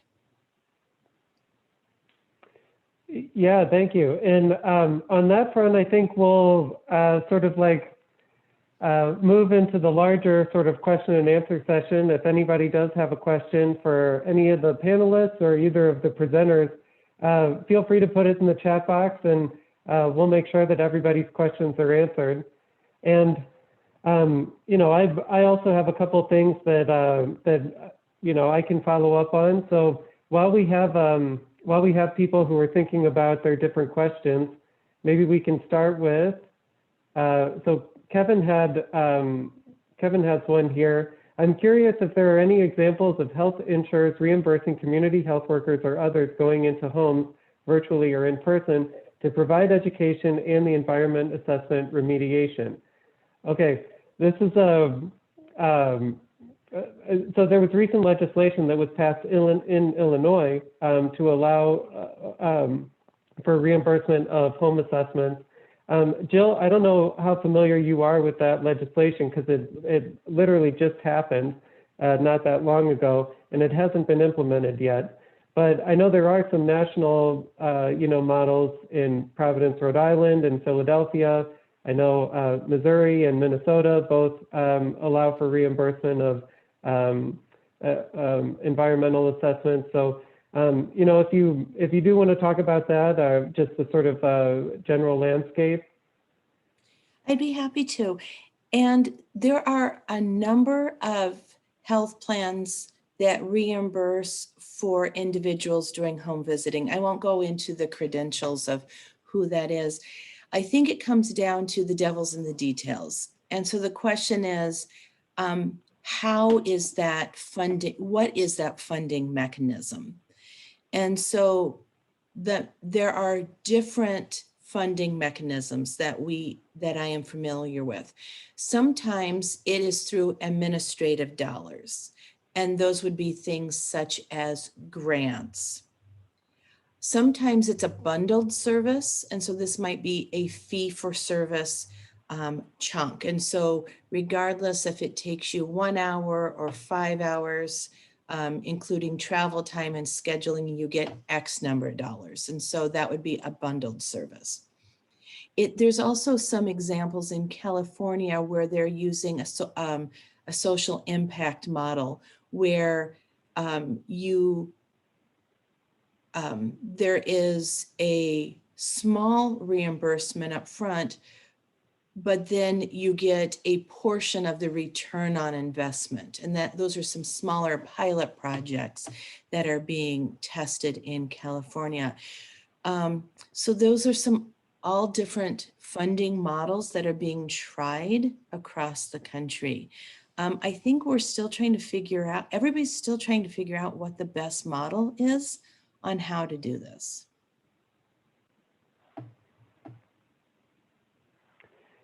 And then, I have a question for Kim, and maybe Rhonda, I'll have you weigh in on this too.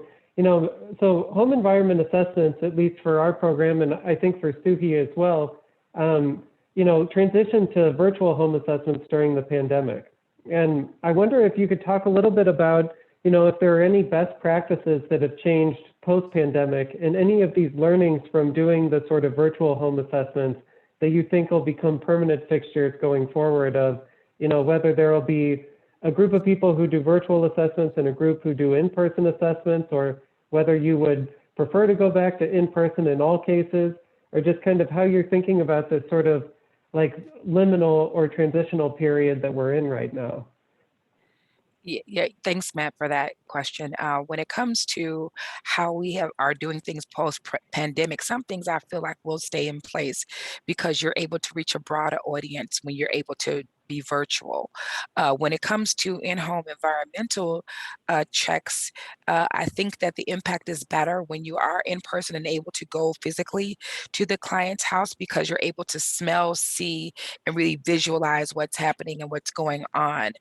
We've had to take an approach where we are still building that trust, allowing people to be as transparent as they can be when you are virtual, and still being able to connect with them and ask those pertinent questions that you would probably do when you were in person, to ask what type of cleaners are they using, how often are they opening the windows, and asking those questions and asking to do a little scan of the room. And I think that to some degree, some of those will stay in place for those who have worked well with that approach, but also going back to some form of in-home assessment is most valuable because, again, nothing really takes the place of being physically in that space. So you can do an assessment that goes from top to bottom, and it's really a virtual scan that involves eyes, ears, nose, all of that. So, but I think it would be a hybrid of how it's done, because some people have fared well with the virtual approach, and others would probably do even better if someone could come and just make that connection with them physically. Awesome, and I see that Jill's got her hand up. So Jill, I know you're also doing these virtual home assessments. So what's your take on this? Well, actually, I was going to just go back to my last answer. Sorry, Kim. I wanted to re-answer the question about funding streams. I'm sorry I missed the gentleman's name. I wanted him to know that I put in the chat box a link to a resource. And if you read page 12 of that link, it will give you some specific examples and descriptions of funding strategies from health plans on home visiting. So I just wanted to let him know I further answered that question for him. Thanks. All right. Well, I think, I don't see why Dr. Volerman and Laura should get off the hook. So I'm gonna toss a question their way. During the pandemic, I think a lot of people who worked in the home assessment space were surprised to find that patients were reporting improved asthma outcomes, like lower ED utilization or hospitalization, despite spending a lot more time at home. And many of us expected to see like worsening asthma symptoms because of the increased exposure to home triggers. And I wonder if you guys, maybe Dr. Volerman first and then Laura, if you have a hypothesis on what factors might be at play in this sort of dynamic where, we do know that home triggers are significant, and yet during the shelter in place order, it seems like there was just kind of an unusual blip there. So if you could weigh in on that, I'd be really interested. Yeah, Matt, I appreciate that question. It's a really great question. And I think it's something that as clinicians and as researchers, many of us are grappling with as we think about, what do we take forward with us, right? And how do we leverage what we've learned in this pandemic, as painful as it has been, in positive ways for the future? I think that there's potentially multiple reasons that we've seen such improvement in terms of the traditional asthma outcomes that we think of in terms of healthcare utilization and symptoms and so on. So one that you could argue is that, people were at home, more people were at home, not everyone, and so there was, there was better adherence with medications, right? Because you weren't running off to work or running off to school, or there were more opportunities during the day to take the medication. Two, you can think about external triggers or outdoor triggers or occupational triggers, right? So thinking about the pollutants outdoors, the triggers children may have in a school setting, the adults may have in a work setting that they weren't being exposed to. You can also think about mask wearing as a potential reason, right? In terms of just decreased exposure to so many of the viruses, that are inherently triggers for some people with asthma. So I think those are just a few of the potential reasons. And I think these are challenging things to tease out because there's so many nuances. It doesn't appear that medication use was significantly different from the data that we have, at least among children with asthma or among children. And so it forces me to think that it has more to do with triggers or the adherence that's happening in the home, but that can't be examined at a pharmacy prescribing level. So Laura, I'll turn it over to you to share your thoughts.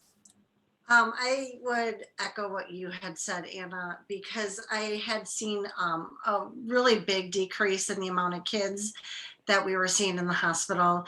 I think a lot of it does refer back to better adherence, easier opportunities to take those medications, less missed doses. Also, I think definitely exposure. So less exposure to, other environmental things within the school, within their communities, or all of the groups that they would attend, i.e. like your sport events, your different classes that many are involved in. So I would really think, stopping or, cutting back on a lot of that, as well as if you were in person having that mask on, really is something that we can take away from this. But moving forward, how do we kind of assist with that? So I think it is helpful for families to highlight some of these things that we have learned and have seen, and then how, adherence to medication does help, or how lessening exposure to triggers can make a difference. So I think those are some of the things that we can definitely learn from this. And if I can just weigh in on what I think, or my perception, I'm not the epi in the room, but as a layman of a community health worker, and my assessment of what I saw, I felt like what people did more of was preventive care within their home environment, because one issue affected the other. People didn't want to be to deal with the extremities of what COVID was doing for those who had asthma. So they made sure they were on top of medications and staying away from the things that, they probably heard us talk about a long time ago, but really wasn't holding on to it. But when COVID hit, they were like, maybe I should just step my game up and be more adherent to what I need to do with this medication so I can prevent COVID or the extremities that happen to those with asthma who get COVID. And I say that because as an asthma sufferer, I made sure that I was absolutely adherent to my regimen, because I didn't want COVID to be the culprit in exacerbation and making me more sick. So I feel like people were in a controlled environment, and to be on the preventative side of health and what was happening with the pandemic, they were really focused on taking the medications appropriately, because again, COVID affected the lungs, it affected the breathing, all of those things. So in my experience, from what I was having with the patients that I was speaking with, that was some of their motivation. And I feel like if we capitalize off, I don't want to say that fear, because I really don't want people to be afraid, but that focus, if we capitalize on the focus, I think that it'll be one of the marching orders we can use going forward to help people maintain a regimen and how they take care of themselves. Just to say, being proactive about medication and how often you take it is the best preventative way to protect yourself against asthma exacerbations, however you want to phrase it. But in my experience and in what I've seen and heard, that was one of the driving forces in this pandemic state. What an important train of thought, and a really interesting one. I wish we had more time to follow up on that, but unfortunately, I've used up all my time, and they're going to kick us out at some point. So I want to thank the two presenters, Laura and Dr. Volerman. I want to thank our panelists, Kim, Rhonda, Jill. Thank you guys so much. And I want to thank everyone who attended today and was just here to learn along with me about the EXHALE strategy and its implementation. So just to let you guys know, the next event will be about innovations in research in asthma. That's going to be in the fall of 2021. We also have an Ask the Expert video series on different sort of things that intersect with asthma. So we have a whole set on the pandemic. We've got another one on mental health. And really great resources, great interviews with experts in the field. The evaluation link is going to be shared here in the chat. It'll also be sent to your email afterward. We'd appreciate it if you could fill that out. It just helps us to know, what we can do better and also what topics are of interest to you. And then, of course, if there's anything else that you'd like to communicate back to us, you can always contact Kim Branch, who's our association manager, and her email address is here on the screen. So for more information or to just get in touch with us, you can always contact her. So I want to thank you all again for being here, and thank you for a great discussion. Definitely. Thank you for having us. Thank you. Thank All you. right. Thank you. Have a good weekend, everyone. Thank you.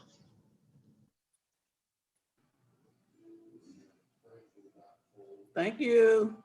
Thank you. Take care.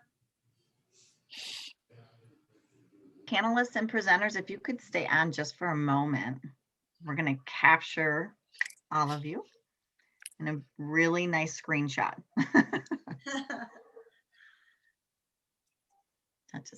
You guys did great. That was wonderful. Awesome. I'm actually sad I had to miss the middle of it because I had to go on another Zoom meeting, but my daughter has asthma. So this is just so awesome for me, and she's actually in nursing school. So she loves watching these later, so she can learn more because she's not sure what she wants to focus on, but I could see her doing asthma, right? Absolutely. Or pediatrics. She really loves pediatrics. So we'll see, after she does some rounds, I think she'll get a better idea what she wants. Okay. So we have everybody here. Hang on. There we go. I'm going to make it big. Shelby, should I do this from my end real quick? Yeah, if you want to, I can do it from my end too. I have a pretty good. Yeah, do yours. Yours is probably better than mine. Okay, so everyone just look into the camera. Give us a nice smile. I'm going to take just a couple. Okay, stay smiling. I'm going to do a couple more.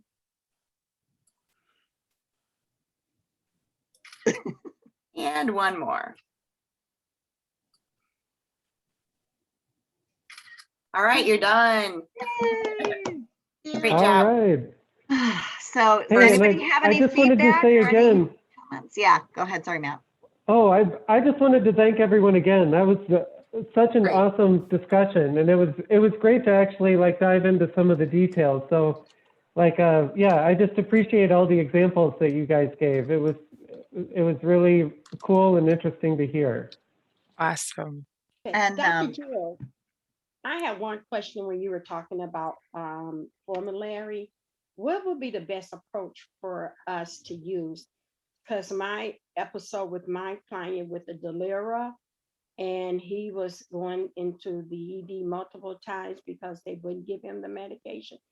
As a community health worker, what would be the, I guess I'll say, the quickest or the shortest route that I could go into in trying to be the advocate for non-formulary or formulary medicine? So I would start with, this is Jill, I would start with, do you know the patient's insurance? Yes, it was Medicaid. Okay, so this is what I would do, is I would go online and look up the Illinois Medicaid formulary. It's online. And then I would figure out if Delira's on the formulary and then what tier it is. Okay. Tier 1, 2, 3. There might be something equivalent. So Symbicort might be a lower tier and the preferred medication over Delira, and that might be what they would be pushed towards. Mm-hmm. And then if that's the case, then you probably would need a prior authorization from Medicaid. There is a case that would still be denied because the patient has not tried a lower level medication first, or there might be reasons why it's being denied. And at that point, then I would probably, I would turn it back to Dr. Vullerman to comment on it, but I would first figure out where Delira falls in the formulary. Okay. And then see if Symbicort's on the formulary instead of Delira. I'm sorry, I have another meeting I have to go to, otherwise I would do it for you. And then I thank you so much for that. I would do that and then figure out Symbicort, you might need to switch, quite frankly. And then if Delira is not on the formulary, switch, or figure out, you're going to have to work through a prior authorization. There is a case it's denied. Yes, thank you. On the Illinois Medicaid formulary, currently both Symbicort and Delira are considered preferred. They are considered, okay. Both. Now, that's obviously just preferred and unpreferred, so it's much more complicated when you actually, there's often nuances to it. So I would just say reach out to the insurer specifically on the card. Yeah. They're both preferred. And then, on the documentation for the prior authorization, if it's needed, the health plans I talked to said document the 2020 focus guidelines for smart therapy as a way to expedite the prior authorization. Okay, thank you so very much. You're welcome. If you have any other challenges, reach out to me, okay? I'm sorry I have to buzz off. Thank you. Have a great day. Thanks for the Thank invitation. you, Jill. Have a great one, guys. Thank Enjoy you the so weekend. much. Yeah, Okay, have a bye-bye, great weekend. All right, you too. Thank you, Bye-bye. Kim. Everyone, thanks. Bye-bye. So, Mira and Shelby, we're gonna edit the video and then we will place it onto YouTube. We'll make the link available to all attendees and obviously the panelists and presenters. And then we'll make sure that we link it in our newsletter, our social media, all that kind of stuff. And a lot of times too, even in just general emails we'll send out, we'll have like, hey, have you seen our latest, kick asthma form, and we'll have a link to it. So just so you know, if you have any other ideas, let me know, or Mira or Jackie, where you guys want it. But does that sound good? Yes. Okay. And share it, share. You guys have Awesome. more Thank you, influence everyone. than you have more influence than anyone. So that would be great. Bye. Bye. Have a great day. All right. Have a Great good day. weekend. Nice job, everybody. Thanks. Take Bye, care. everyone. Thank you, Matt, for moderating. Yes, And- thank you, Matt and Laura. Bye, guys. Thank you, Anna. Okay, see you later. You guys did awesome. Thank you.